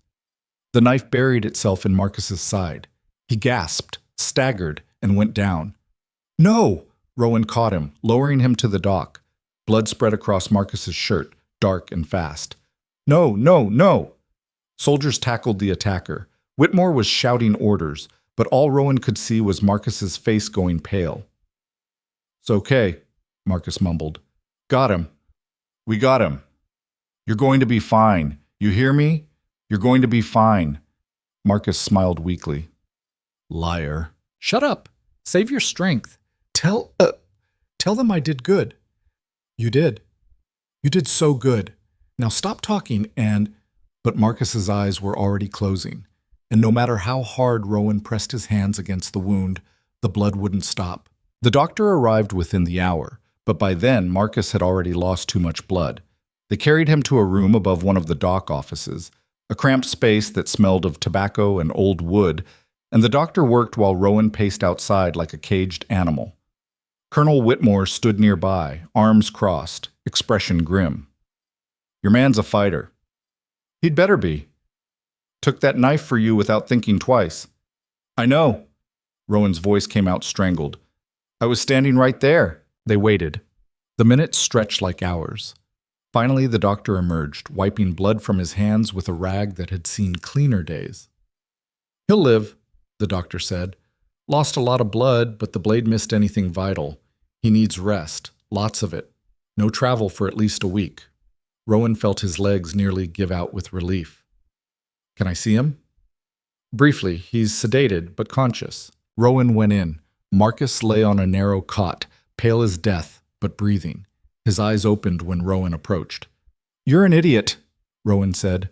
Marcus smiled weakly. Saved your life. I didn't ask you to. Didn't have to ask? You scared the hell out of me. Good. You, needed scaring. Marcus's eyes drifted closed. Did we get him? We got him. Kane's in chains. It's over. Then, worth it. Marcus, but the man was already asleep, chest rising and falling in shallow rhythm. Rowan stood there for another moment, then left before the weight in his chest became something he couldn't control. Outside, Whitmore was organizing the prisoners. Kane sat against a post, hands bound, shoulder bandaged. He looked up as Rowan approached, and there was murder in his eyes. Clever, Kane said. Didn't think you had it in you. You underestimated me. Clearly. Kane shifted, wincing. But this isn't over, Duke. I have people, connections. You think arresting me solves anything? I think it's a start. You're naive. Men like me don't disappear. Someone else will take my place. Maybe they'll finish what I started. Rowan crouched down to Kane's level, keeping his voice low and cold. Let me be very clear. If anyone, and I mean anyone, comes after Eliza or my son, I won't bother with soldiers or trials. I'll handle it myself. And I promise you, it won't be quick. Kane studied him for a long moment. Then he laughed, a bitter, broken sound. You've got more spine than I gave you credit for. You should have given me more credit from the start. Whitmore's men hauled Kane to his feet, dragged him toward a waiting wagon. The criminal went without resistance, but his eyes stayed locked on Rowan until he disappeared from sight. Rowan watched him go and felt nothing but exhaustion. The ride back to Ashford took 6 hours. Dawn was breaking by the time the carriage pulled through the gates. Rowan climbed out stiff and sore and covered in someone else's blood. Eliza was waiting on the steps. She took one look at him and went white. What happened? Where's Marcus? Are you hurt? I'm fine. Marcus took a knife meant for me. He's alive, but he needs to stay in Dover for a week to heal. And Kane, arrested, caught red-handed with enough weapons to arm a rebellion. He'll hang for treason. Eliza stared at him. Then she started laughing, high and wild and edged with hysteria. We did it! We actually did it! We did! She threw her arms around him, and Rowan held her tight, breathing in the scent of her hair and feeling the trembling in her shoulders. She was crying now, great shaking sobs that she muffled against his chest. It's over, he murmured. It's really over. I can't believe it. I keep waiting for something to go wrong. Nothing's going to go wrong. You can't know that. I can believe it, and right now, that's enough. They stood there on the steps as the sun rose, holding each other like they might never let go. The dowager appeared in the doorway, took in the scene, and nodded once. Well done. Thank you, Rowan said, for everything. Don't thank me yet. We still have a mess to clean up. She looked at Eliza. Society's going to have questions about your return, about the boy. We need a story. The truth, Rowan said. The truth will destroy her reputation. I don't care about my reputation, Eliza said, pulling back from Rowan but keeping hold of his hand. I'm tired of hiding, tired of pretending. If people want to judge me, let them. The dowager raised an eyebrow. Brave words, but you'll find society can be crueler than any criminal. Then I'll deal with it. We'll deal with it, together. The old woman studied her for a moment. Then she smiled, small and approving. You've got steel in you, girl. Good. You'll need it. She turned to go back inside, then paused. Oh, and Rowan? Your son is in the kitchens eating enough pastries to make himself sick. You might want to intervene. Rowan found Thomas exactly where his grandmother said he'd be, sitting at the kitchen table with Cook, a pile of crumbs in front of him and chocolate smeared across his face. Papa! The boy's face lit up. Look! Mrs. Cook made tarts! I see that. Rowan sat down beside him. Did you save any for me? Thomas pushed a slightly squashed tart across the table. This one. Thank you. They sat together in companionable silence, eating pastries while morning light streamed through the kitchen windows. Cook bustled around them, humming to herself, and for a moment everything felt almost normal. Mama was scared last night, Thomas said suddenly. She didn't sleep. I know. Are the bad men gone now? Rowan looked at his son, this small, serious creature who'd inherited his eyes and Eliza's stubborn chin. Yes, the bad men are gone. Good, Thomas licked chocolate off his fingers. I like it here. Can we stay? Would you like that? Yes. The horses are nice, and Cook gives me extra food. And you're here. Something in Rowan's chest cracked open. Then we'll stay. Promise? I promise. Thomas beamed and went back to his tart, apparently satisfied. Rowan watched him eat and thought about all the promises he'd made in the past few days. Some he'd kept. Some had cost more than he'd expected. But this one, this promise to his son, he'd die before breaking. The next few days passed in a strange limbo. Word spread quickly about Kane's arrest. The newspapers ran stories about the daring raid, the weapons cache, the criminal empire brought down by military action. Rowan's name appeared in a few articles, always with the respectful title of Duke, and mentions of his service during the war. But there was no mention of Eliza, no mention of Thomas, no mention of why Rowan had been on those docks in the first place. The Dowager had seen to that, called in favors, applied pressure where needed, kept the family's private business private. Still, society had eyes and tongues. Invitations started arriving. Dinner parties, tea gatherings, a ball hosted by Lady Pemberton, one of the most influential women in London's social circles. Each envelope carried the same unspoken message. We know something happened. Come explain yourself. Eliza stared at the pile of invitations like they might bite. We can't accept these. We have to, the Dowager said. Declining makes you look guilty. I am guilty. I ran from my wedding. I disappeared for a year. I came back with a child. All of which has perfectly reasonable explanations. Such as? We'll think of something. The Dowager sorted through the invitations with practiced efficiency. Lady Pemberton's ball is in 3 days. You'll attend, both of you. That's insane, Rowan said. That's strategy. You face the gossip head on. Show them you have nothing to hide. Let them see you together, happy, united, unshakable. Take away their power to hurt you. And if they ask about Thomas, then you tell them he's your son, born during a private marriage that took place shortly after Eliza's disappearance. You kept it quiet to protect her health. She was ill, some vague feminine complaint. The details are no one's business. Eliza shook her head. They'll never believe that. They don't have to believe it. They just have to accept it. There's a difference. The Dowager fixed her with a sharp look. You want to live here? To be part of this family? Then you play by society's rules, at least enough to keep them from destroying you. She's right, Rowan said quietly. I hate it, but she's right. Eliza looked between them, then down at her hands. I don't have anything to wear to a ball. Leave that to me, the Dowager said. I'll have the modiste here tomorrow. I don't know how to do this. The pretending, the smiling, you do it by not pretending. Rowan took her hand. You walk in there as yourself, as the woman who survived a year on her own, who raised our son in hiding, who helped take down a criminal empire. You don't apologize. You don't explain. You just are. Easy for you to say. You're a duke. They'll forgive you anything. They'll forgive you too. Eventually. And if they don't, then we'll deal with it. Together. She squeezed his hand. You keep saying that. Because I mean it. The modiste arrived the next morning with enough fabric to clothe an army. She took measurements, made suggestions, and sketched designs while Eliza stood there looking increasingly overwhelmed. Perhaps something simple, Eliza said. I don't want to draw attention. Nonsense, the Dowager said. You want something that announces you belong here, that you're not ashamed. Something... She studied Eliza critically. Emerald green. It'll bring out your eyes. Low neckline, but not scandalous. Full skirt, simple jewelry, hair up. That's not simple. It's perfect.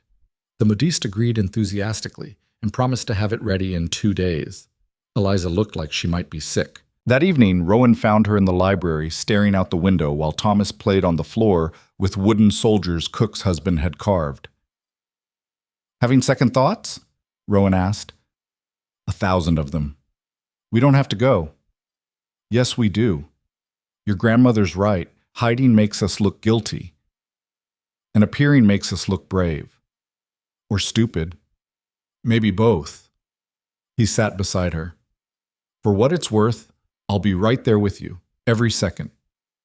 That helps. A little. Thomas looked up from his soldiers. Where are you going? To a ball, Eliza said. A big party, with dancing and fancy clothes. Can I come? Not this time, sweetheart. This is for grown-ups. That's boring. Very boring, Rowan agreed, but necessary. Thomas went back to his soldiers, apparently satisfied. Rowan watched him line them up in careful rows, serious and focused, and thought about what it meant to be a father. Not just in title, but in practice. Teaching, protecting, being present. He was still learning, but he was trying. The day of the ball arrived faster than Rowan would have liked. The dress fit perfectly. Eliza looked beautiful and terrified. The dowager inspected her like a general reviewing troops, then nodded approval. You'll do. I feel like I'm going to throw up. Don't. It's bad for the dress. They took the carriage to London, arriving at Lady Pemberton's townhouse just after 8. The place blazed with light, music drifting through open windows, carriages lined up outside disgorging guests in their finest.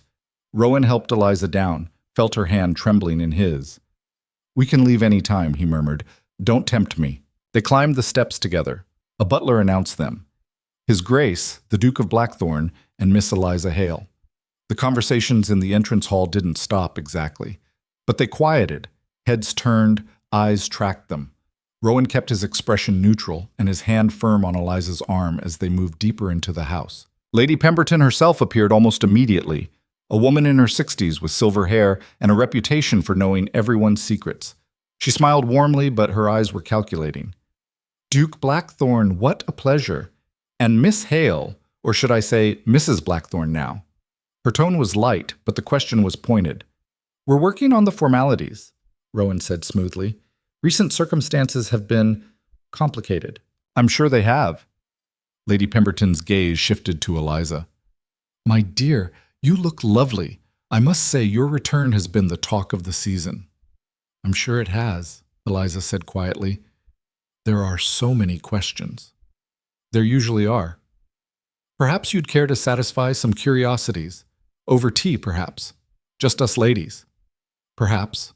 Eliza's voice was steady despite the fear Rowan could feel radiating from her. Though I find that most curiosities are better left unsatisfied. Lady Pemberton's eyebrows rose. Then she laughed, genuine and surprised.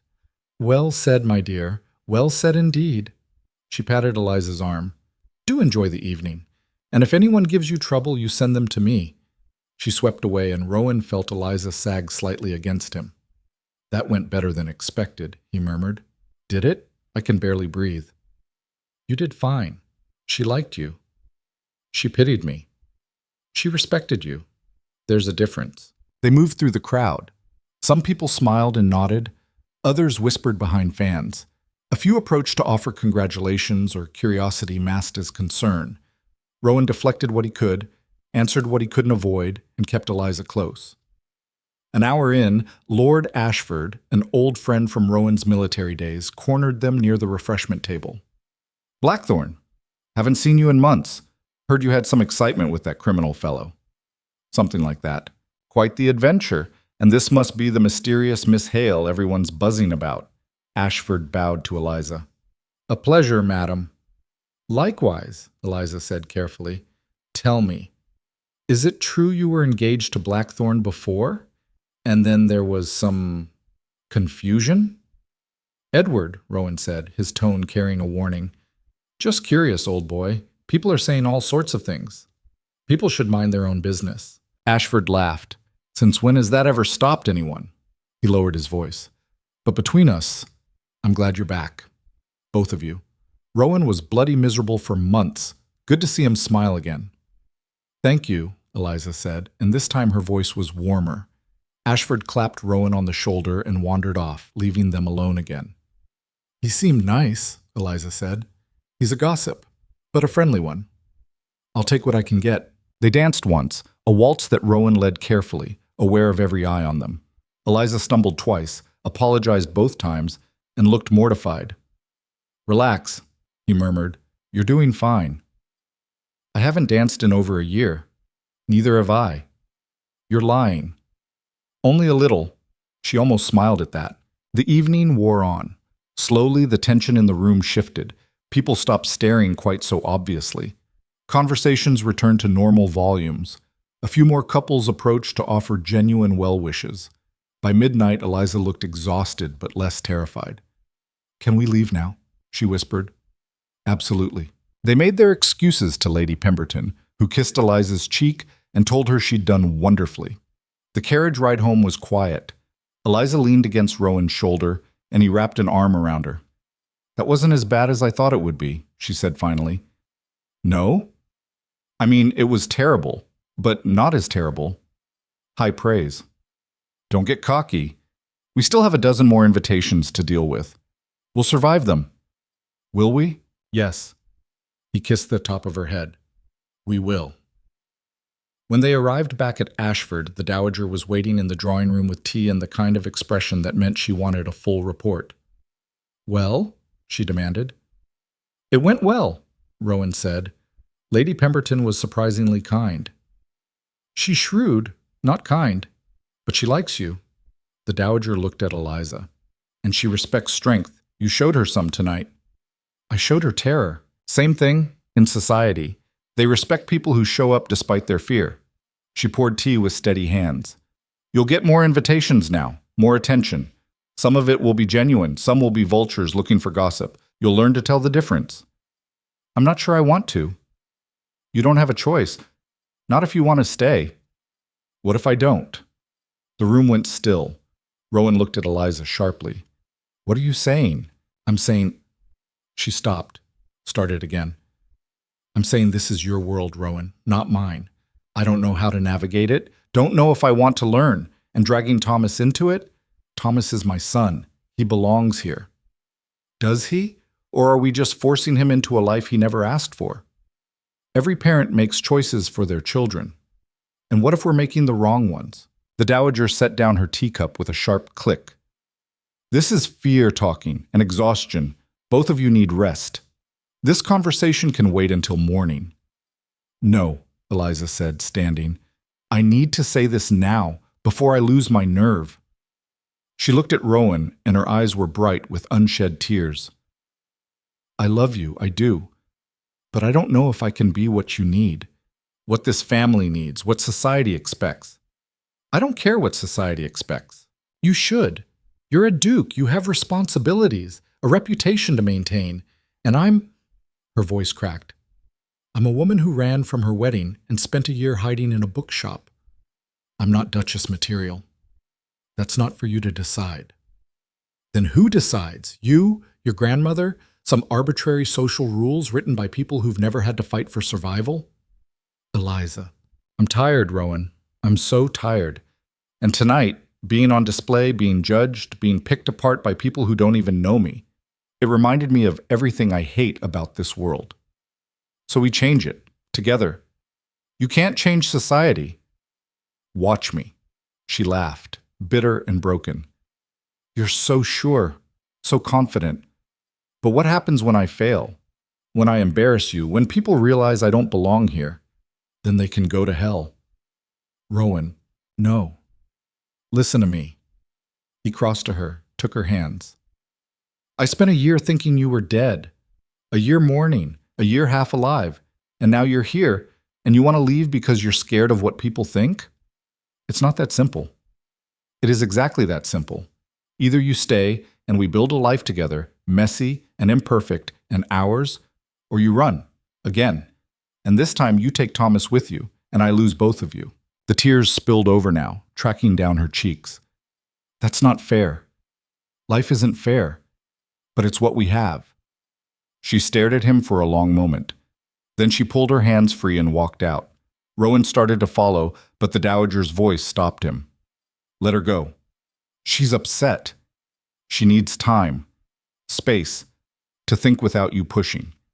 The old woman stood, leaning on her cane. "You're so busy fighting for her that you're not listening to her." "She's scared." "Of course she's scared. She's been fighting alone for over a year. Fear's become her default. You can't just expect her to turn it off because the danger's gone." "So what do? You give her space, and you trust that she'll make the right choice. And if she doesn't?" The dowager's expression softened slightly. Then you let her go. Because keeping someone who doesn't want to stay only breaks both of you. Rowan sank into a chair, head in his hands. I can't lose her again. Then don't give her a reason to run. The next morning, Eliza was gone. Not fled, not like before. Just absent. She'd taken Thomas to the village, according to one of the maids. They'd be back by afternoon. Rowan tried not to pace, failed spectacularly. The dowager found him in his study, staring at paperwork he wasn't reading. Stop brooding, she said. I'm not brooding. You're absolutely brooding. She sat down across from him. And it's not helping. She's going to leave. You don't know that. I pushed too hard last night. I should have what? Let her talk herself into running? Sometimes people need to be pushed, just not off cliffs. How do I know the difference? You don't. You guess and hope you're right. She leaned forward. But I'll tell you something, boy. That girl loves you. It's written all over her face every time she looks at you. The question isn't whether she loves you. It's whether she loves you enough to stay scared. That's a terrible basis for a relationship. It's the only basis worth having. Anyone can stay when things are easy. It's the people who stay when things are hard that matter. Rowan was quiet for a moment. Then, do you think she'll stay? I think, the dowager said slowly, that she wants to. Whether she will is up to her. Eliza and Thomas returned just after lunch. The boy ran straight to the stables, chattering about something he'd seen in the village. Eliza followed more slowly, carrying a basket of what looked like fresh bread.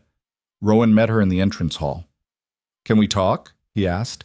She nodded. They walked to the garden, neutral ground away from prying eyes, sat on a bench beneath an old oak tree that had been there longer than either of them had been alive. For a moment, neither spoke. Then Eliza said, I'm sorry for last night, for... Don't apologize. I need to. I was unfair. You've done nothing but try to protect us, and You were honest. That's not unfair. She looked at him surprised. I thought you'd be angry. I was, for about an hour. Then I realized you were right. About what? About me pushing, about not listening, about trying to fix everything without asking what you actually want. Rowan, so I'm asking now. What do you want, Eliza? Not what I want. Not what's practical or safe or proper. What do you want? She was quiet for a long moment, staring at her hands. When she spoke, her voice was soft. I want to stop being afraid. I want Thomas to grow up somewhere he feels safe. She paused. I want what we had before, when we were engaged, when things were simple. Things were never simple. Simpler then. We can't go back to that. Too much has happened. I know. She looked up at him, and her eyes were clear now, determined. So we go forward, build something new, something stronger. Here? At Ashford? If you'll have us. Eliza, I've been trying to get you to stay since I found you. I know, but I need to choose it, not because I'm scared or running or desperate, but because it's what I want. For me. For Thomas. For us. Rowan felt something tight in his chest loosen. You're sure? No, I'm terrified. But I'm also tired of running, and I think... She took his hand. I think maybe being terrified together is better than being safe alone. That's the most romantic thing anyone's ever said to me. She laughed, and it was the first genuine laugh he'd heard from her in days. Don't get used to it. I'm not good at romance. Neither am I. Then we're perfect for each other. He kissed her then, slow and careful, and full of all the words he couldn't quite say. When they broke apart, she was smiling. So we're doing this? She asked. We're doing this. All of it? The balls, the society, the gossip? All of it. You're insane. Probably. But you love me anyway. Unfortunately. They sat there beneath the oak tree, holding hands and watching the sun move across the garden. And for the first time since Rowan had found her in that bookshop, the future felt like something they could actually reach. That evening, Rowan made an announcement at dinner. The staff had been called in, everyone from the head butler to the scullery maid. They stood in nervous rows while Rowan stood before them with Eliza at his side. Some of you have been wondering about Miss Hale, Rowan said. About her presence here. About her son. I'm here to clear that up. He took a breath. Miss Hale and I were engaged over a year ago. Circumstances forced us apart. Those circumstances have now been resolved, and I intend to marry her, properly this time, with full ceremony and celebration. Murmurs rippled through the staff. Furthermore, Rowan continued, her son Thomas is my son. He will be raised here as part of this family with all the rights and privileges that entails. Anyone who has a problem with that is welcome to seek employment elsewhere. Silence. Then Mrs. Halloway stepped forward and curtsied to Eliza. Welcome home, Miss Hale. We're honored to have you. One by one, the rest of the staff followed suit. Eliza's eyes filled with tears, but this time they were good ones. Later, after the staff had dispersed and Thomas had been put to bed, the Dowager raised a glass of port in the drawing room. To not running, she said. Rowan and Eliza raised their glasses in return. To not running, they echoed. They drank, and in that moment, surrounded by firelight and the solid walls of Ashford, Rowan felt something he hadn't felt in a year. Peace. It wouldn't last forever. There would be more balls, more gossip, more complications. But for now, with Eliza beside him and his son asleep upstairs, and his grandmother smiling her rare, genuine smile, for now, it was enough. Peace lasted exactly 3 weeks. Long enough for Rowan to start believing it might actually hold. Long enough for Thomas to settle into a routine of morning lessons with a tutor the Dowager had hired, and afternoon adventures in the stables. Long enough for Eliza to stop flinching every time a carriage pulled up the drive. Then Marcus returned from Dover. He arrived on a gray afternoon that smelled like rain, moving slower than usual, but upright and walking on his own. The staff welcomed him back with quiet celebration. Cook made his favorite stew, the stable boys helped him settle back into his quarters, and Mrs. Halloway fussed over him like a hen with one chick. But when Marcus appeared in Rowan's study that evening, his expression carried bad news. We have a problem, Marcus said without preamble. Rowan set down the correspondence he'd been reading. Kane?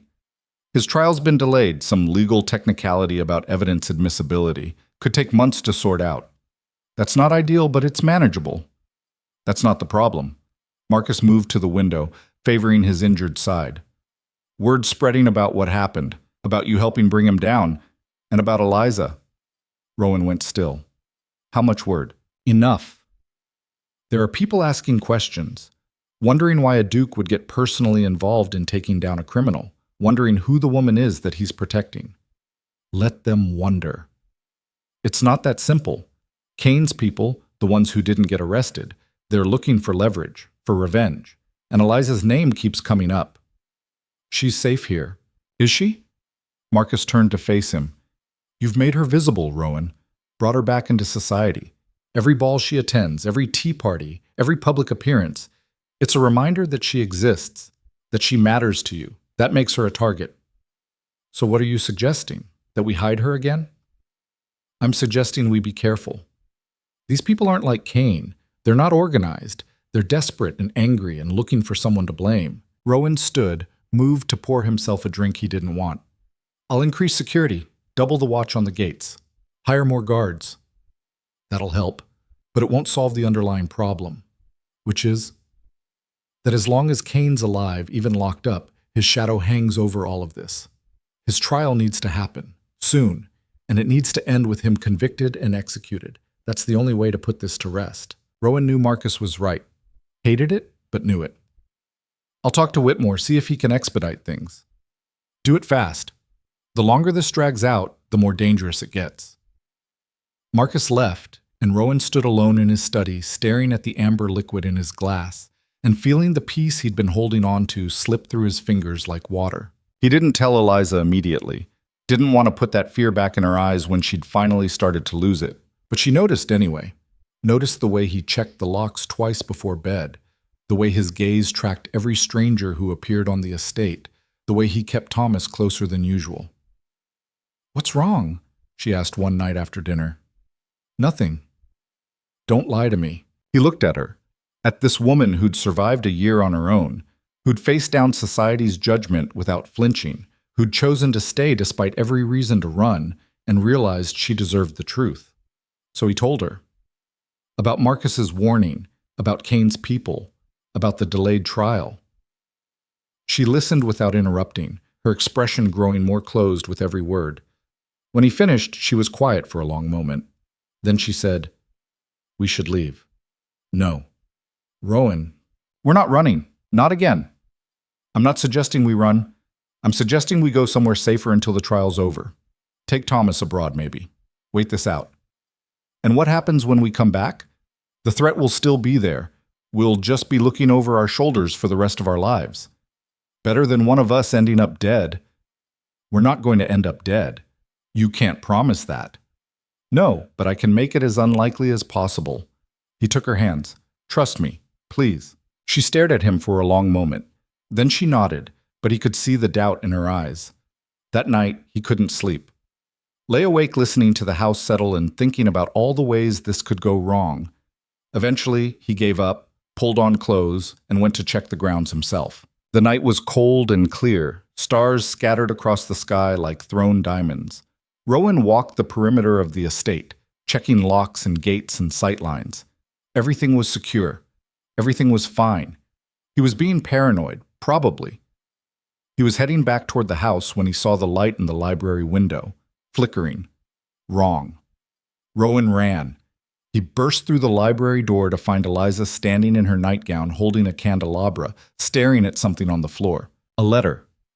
It had been slid under the door, a single sheet of paper with 4 words written in crude handwriting. "You will pay eventually." Rowan felt ice slide down his spine. He crossed to Eliza, took the candelabra from her shaking hands. "How long has this been here?" "I don't know. I came down to find a book and saw it." Her voice was hollow. "They know where we are." "Hey, look at me." He waited until she did. "This is intimidation, nothing more. They're trying to scare you. It's working." "I know, but we're not letting it control us." He folded the letter, pocketed it. "I'll show this to Marcus in the morning. We'll increase security. Figure out who delivered it. And if they come back, then we'll be ready." But his confidence sounded hollow even to his own ears. The next morning, Marcus organized a sweep of the grounds. They found evidence of someone crossing the east wall. Broken branches, disturbed earth, boot prints in the mud. Whoever it was had been careful, but not careful enough. "One person," Marcus said, studying the tracks. "Light, fast. Probably a messenger, not a fighter." "That's supposed to be comforting?" "It means they're testing our defenses, seeing how close they can get. They're not ready to make a real move yet." Yet, Marcus agreed grimly. They hired 6 more guards, installed better locks, set up a rotation so someone was always watching the gates. Rowan sent word to Whitmore, pressing for updates on Kane's trial. The colonel wrote back, promising to do what he could, but bureaucracy moved slowly, and there were procedures to follow. It wasn't enough. Rowan could feel it, could feel time running out like sand through an hourglass. Eliza grew quieter, started keeping Thomas inside more, stopped sleeping properly. Rowan would wake in the middle of the night to find her standing at the window, staring out at the darkness like she was waiting for something. "Talk to me," he said one night. "There's nothing to talk about." "Eliza, what do you want me to say, Rowan? That I'm terrified? That I feel like we're waiting for an axe to fall? That I'm starting to think leaving was the right choice after all?" "Is that what you think?" "I don't know what I think anymore." She pressed her palms against her eyes. "I'm so tired. And every time I start to relax, something reminds me that we're not safe, that we might never be safe." "We will be. Once the trial. The trial could take months, and even then, there's no guarantee his people will stop. You said it yourself. They're desperate, angry. People like that don't just give up. So what do you want to do?" "I don't know." The words came out sharp, almost angry. "I don't know, Rowan. I'm out of answers. I'm out of plans. Her voice broke. "I'm just trying to hold myself together long enough to keep Thomas from seeing how scared I am." Rowan pulled her into his arms. She resisted for a moment, then collapsed against him, shaking. "We'll figure this out," he murmured into her hair. "I promise." "Stop making promises you can't keep." "I'm not. I'm making promises I'll die trying to keep. There's a difference." She made a sound that might have been a laugh or a sob. "You're impossible." "So you keep telling me." They stood there in the darkness, holding each other, and Rowan tried to believe his own words. The breakthrough came from an unexpected source. The dowager appeared in Rowan's study 3 days later with a letter in her hand and a look of grim satisfaction on her face. "I've been making inquiries," she said without preamble, "about Kane, about his associates, about what leverage might still exist. And? And I found something interesting." She set the letter on his desk. "Kane's not the only one facing charges. 3 of his top lieutenants are being tried separately, smaller fish, but still significant. And one of them, a man named Fletcher, has indicated he might be willing to testify against Kane in exchange for a lighter sentence." Rowan picked up the letter, scanned it. "That's good. That could expedite the trial." "It's better than good. Fletcher knows names, locations, details about Kane's entire operation.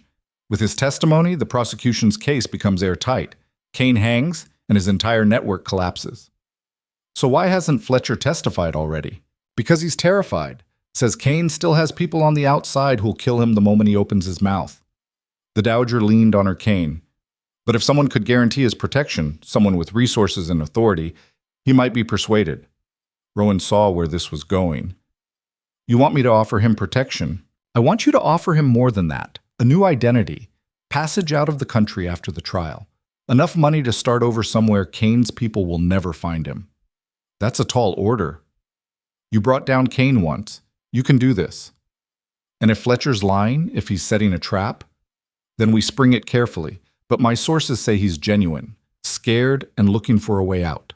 Rowan studied the letter again. It was a risk. But then again, everything about this situation was a risk. At least this one came with potential reward. "Set up a meeting," he said, "somewhere secure. I'll talk to him." The dowager smiled, sharp and predatory. "I was hoping you'd say that." They met Fletcher in a safe house on the outskirts of London, a nondescript building in a neighborhood where people minded their own business. Whitmore provided the security, 2 guards at the door, and another 4 watching the street. Fletcher was a thin man in his 40s with nervous hands and eyes that darted around like a trapped animal. He sat across from Rowan at a scarred wooden table and looked like he might bolt at any second. "You're the Duke," Fletcher said. It wasn't a question. "I am. Heard you're the one who took Kane down." "I had help." "Still, that takes balls." Fletcher twisted his hands together. "Or stupidity. Maybe both." "Probably both," Rowan agreed. "I hear you're willing to testify against him." "If I get protection, real protection, not some promise that disappears the moment I'm useful." "What kind of protection are you looking for?" Fletcher leaned forward. "New name, new papers, passage to America or Australia, somewhere far enough that Kane's people won't follow, and enough money to start over, £20,000. Rowan didn't blink. "That's a lot. Information I've got is worth more." "Convince me." Fletcher glanced at the guards, then back at Rowan. When he spoke, his voice was low. "I know where Kane keeps his records. Every transaction, every contact, every dirty official on his payroll. It's all written down. He's paranoid, doesn't trust memory, keeps ledgers hidden in 3 different locations." "Where?" "I tell you that I'm dead the moment Kane finds out. Kane's in prison. Kane has people everywhere, even in prison." Fletcher's hands shook. "You want the locations? You guarantee my terms. In writing. Signed by someone who can't back out." Rowan considered. £20,000 would hurt, but it wouldn't cripple the estate. And if Fletcher's information was genuine, it would be worth 10 times that. "I'll do it," Rowan said. "But the information comes first. You give me the locations, I verify they're real, then you get your money and passage. And the testimony? You testify against Kane, full disclosure, hold nothing back." Fletcher stared at him for a long moment. Then he nodded. "Deal." They shook hands, and Fletcher started talking. The ledgers were exactly where Fletcher said they'd be. Rowan sent trusted men to retrieve them. One location was a warehouse in Dover, another a flat in London, the third buried in a cemetery outside Bristol. It took 3 days to collect them all, but when they did, the information inside was devastating. Names, dates, amounts, every corrupt official, every smuggled shipment, every murder Kane had ordered. It was enough to hang him twice over and bring down 6 prominent citizens with him. Whitmore took the ledgers to the prosecutor, who nearly wept with relief. "This changes everything," the prosecutor said. Trial's been expedited. 2 weeks, maybe less. And Kane? He's done. Even his lawyers know it. This is airtight. Rowan felt something in his chest unclench. Good. He returned to Ashford with the news. Found Eliza in the garden with Thomas, watching the boy chase butterflies. She looked up as he approached, and he saw hope flicker in her eyes. It's almost over, he said. The trial? 2 weeks, maybe less, and we have evidence that'll bury him. He's not walking away from this.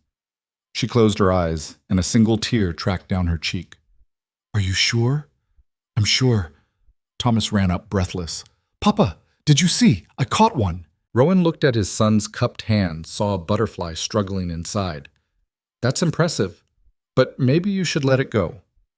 Why? Because some things are better free. Thomas considered this with the seriousness only a child could muster. Then he opened his hands and watched the butterfly take flight. Like us? Rowan's throat tightened. Yeah, like us. The trial of Victor Kane began on a cold morning in November. Rowan attended every day, sitting in the gallery with Eliza beside him.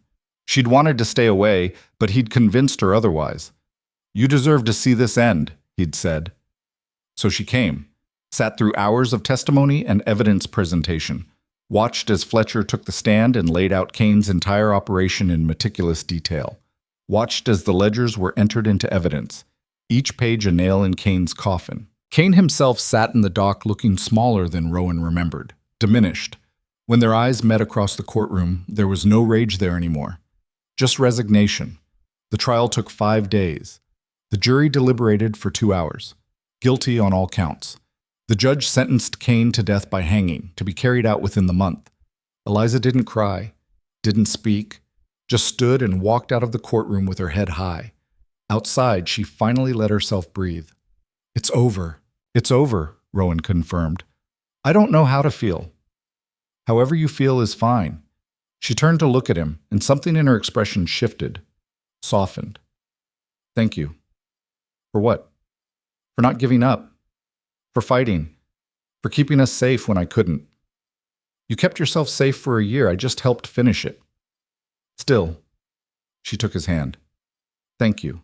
They stood there on the courthouse steps while London moved around them, and Rowan felt the weight of the past year finally lift. The wedding was small, intimate, nothing like the grand affair they'd planned before. They held it in the chapel on the Ashford grounds on a morning when frost clung to everything and the air smelled like winter. Thomas stood beside Rowan, holding the rings and looking unbearably serious in his new suit. The dowager sat in the front row, dabbing at her eyes with a handkerchief she'd never admit to needing. Eliza walked down the aisle alone. No father to give her away, no parade of bridesmaids. Just her, in a simple cream dress, carrying a small bouquet of winter roses. She looked terrified. She looked perfect. The vicar kept the ceremony brief. Rowan barely heard the words, just stared at Eliza and tried to commit every detail to memory. The way the light caught her hair, the tremble in her hands, the smile that finally broke across her face when he slipped the ring onto her finger. You may kiss your bride. He did. Long and slow and full of every promise he'd ever made and every one he'd ever keep. When they broke apart, Thomas was grinning like he'd won something. Does this mean I can call her Mama in front of people now? He asked. Yes, Rowan said. And you're definitely my papa? Definitely. Good. Thomas grabbed both their hands. Can we go eat cake now? They laughed, all of them, and it felt like breathing after being underwater too long. The breakfast afterward was simple. Just family and a few close friends. Marcus gave a toast that made Eliza blush and Rowan laugh. The dowager told an embarrassing story about Rowan's childhood that everyone enjoyed except Rowan. Thomas ate too much cake and fell asleep in a chair by the fire. It wasn't grand, wasn't elaborate, wasn't anything like the wedding they'd planned before. It was better. Later, after the guests had left and Thomas had been carried to bed, Rowan found Eliza on the terrace overlooking the gardens. She'd wrapped a shawl around her shoulders against the cold, but she didn't come inside. You'll freeze, he said, coming to stand beside her. I needed air. Happy air or sad air? I'm not sure yet. She looked at him. It's strange. A year ago, I was standing here waiting to marry you, and now I am married to you, but everything's different. Bad different. No, just different. Heavier, maybe. More real. Regrets? About marrying you? No. About everything it took to get here?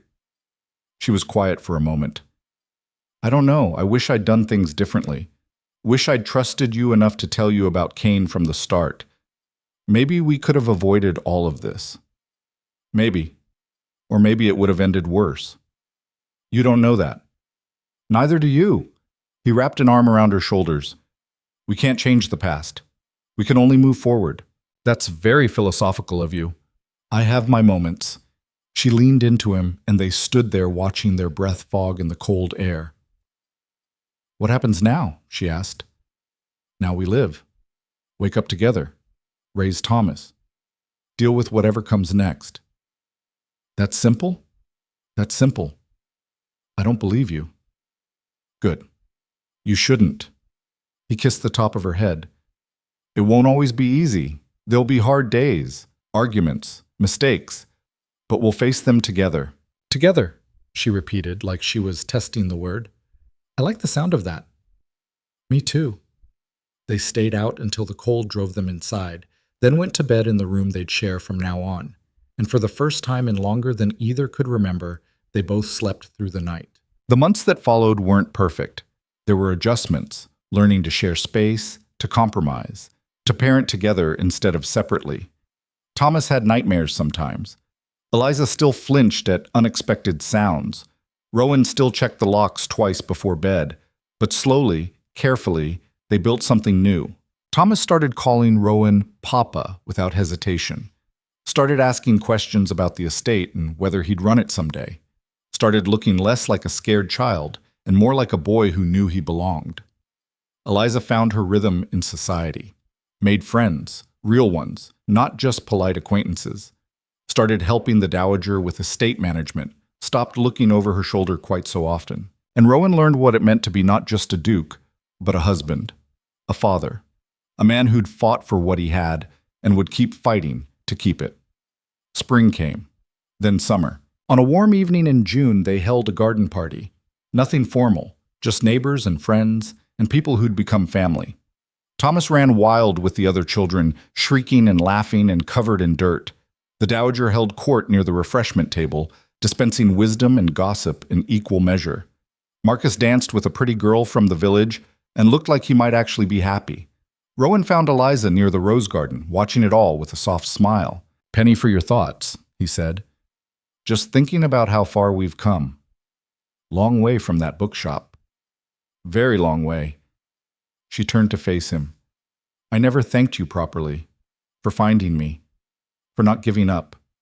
For giving us this. You don't need to thank me. I do, though. Because a year ago I was hiding in a bookshop, terrified and alone. And now I'm here. With you. With Thomas. With a life I didn't think we'd ever have. Her eyes were bright. So thank you. Rowan pulled her close, rested his forehead against hers. You gave me the same thing, a son, a family, a reason to believe in something again. We're disgustingly sentimental, completely. I love you. I love you too. They kissed, and somewhere in the garden Thomas groaned, gross, which made them laugh. The party went late into the evening. When the last guests finally left, Rowan and Eliza walked through the quiet house together, past the portraits of dead ancestors who'd never know their story, past the rooms where Thomas slept soundly and the dowager rested her old bones, past all the weight of history and expectation and duty. To their room, their space, their life. They stood at the window looking out at the garden silvered by moonlight, and Rowan thought about everything that had brought them here. The fear and the running and the fighting, the mistakes and the sacrifices and the choices that could have gone so wrong, all of it had led to this moment, to her hand in his, to their son asleep down the hall, to a future they'd carved out of nothing but stubbornness and hope. It wasn't perfect. It was scarred and hard-won and built on the ruins of what might have been. But it was theirs, and that made it perfect enough. What are you thinking about? Eliza asked softly. Just this. Us. How we got here. And And I wouldn't change a thing. Liar. Okay, maybe a few things, but not the ending. She smiled and leaned her head on his shoulder. The ending's pretty good. It's not an ending, it's a beginning. That's even better. They stood there in the quiet, watching the moon climb higher, and let themselves believe it, because sometimes belief was enough. Sometimes survival turned into living. Sometimes the woman you lost came back. Sometimes you got to raise the son you never knew you had. Sometimes broken things healed stronger than before. And sometimes, just sometimes, the story that started with heartbreak ended with home. Not perfect, not easy, but theirs. Finally, completely, impossibly theirs.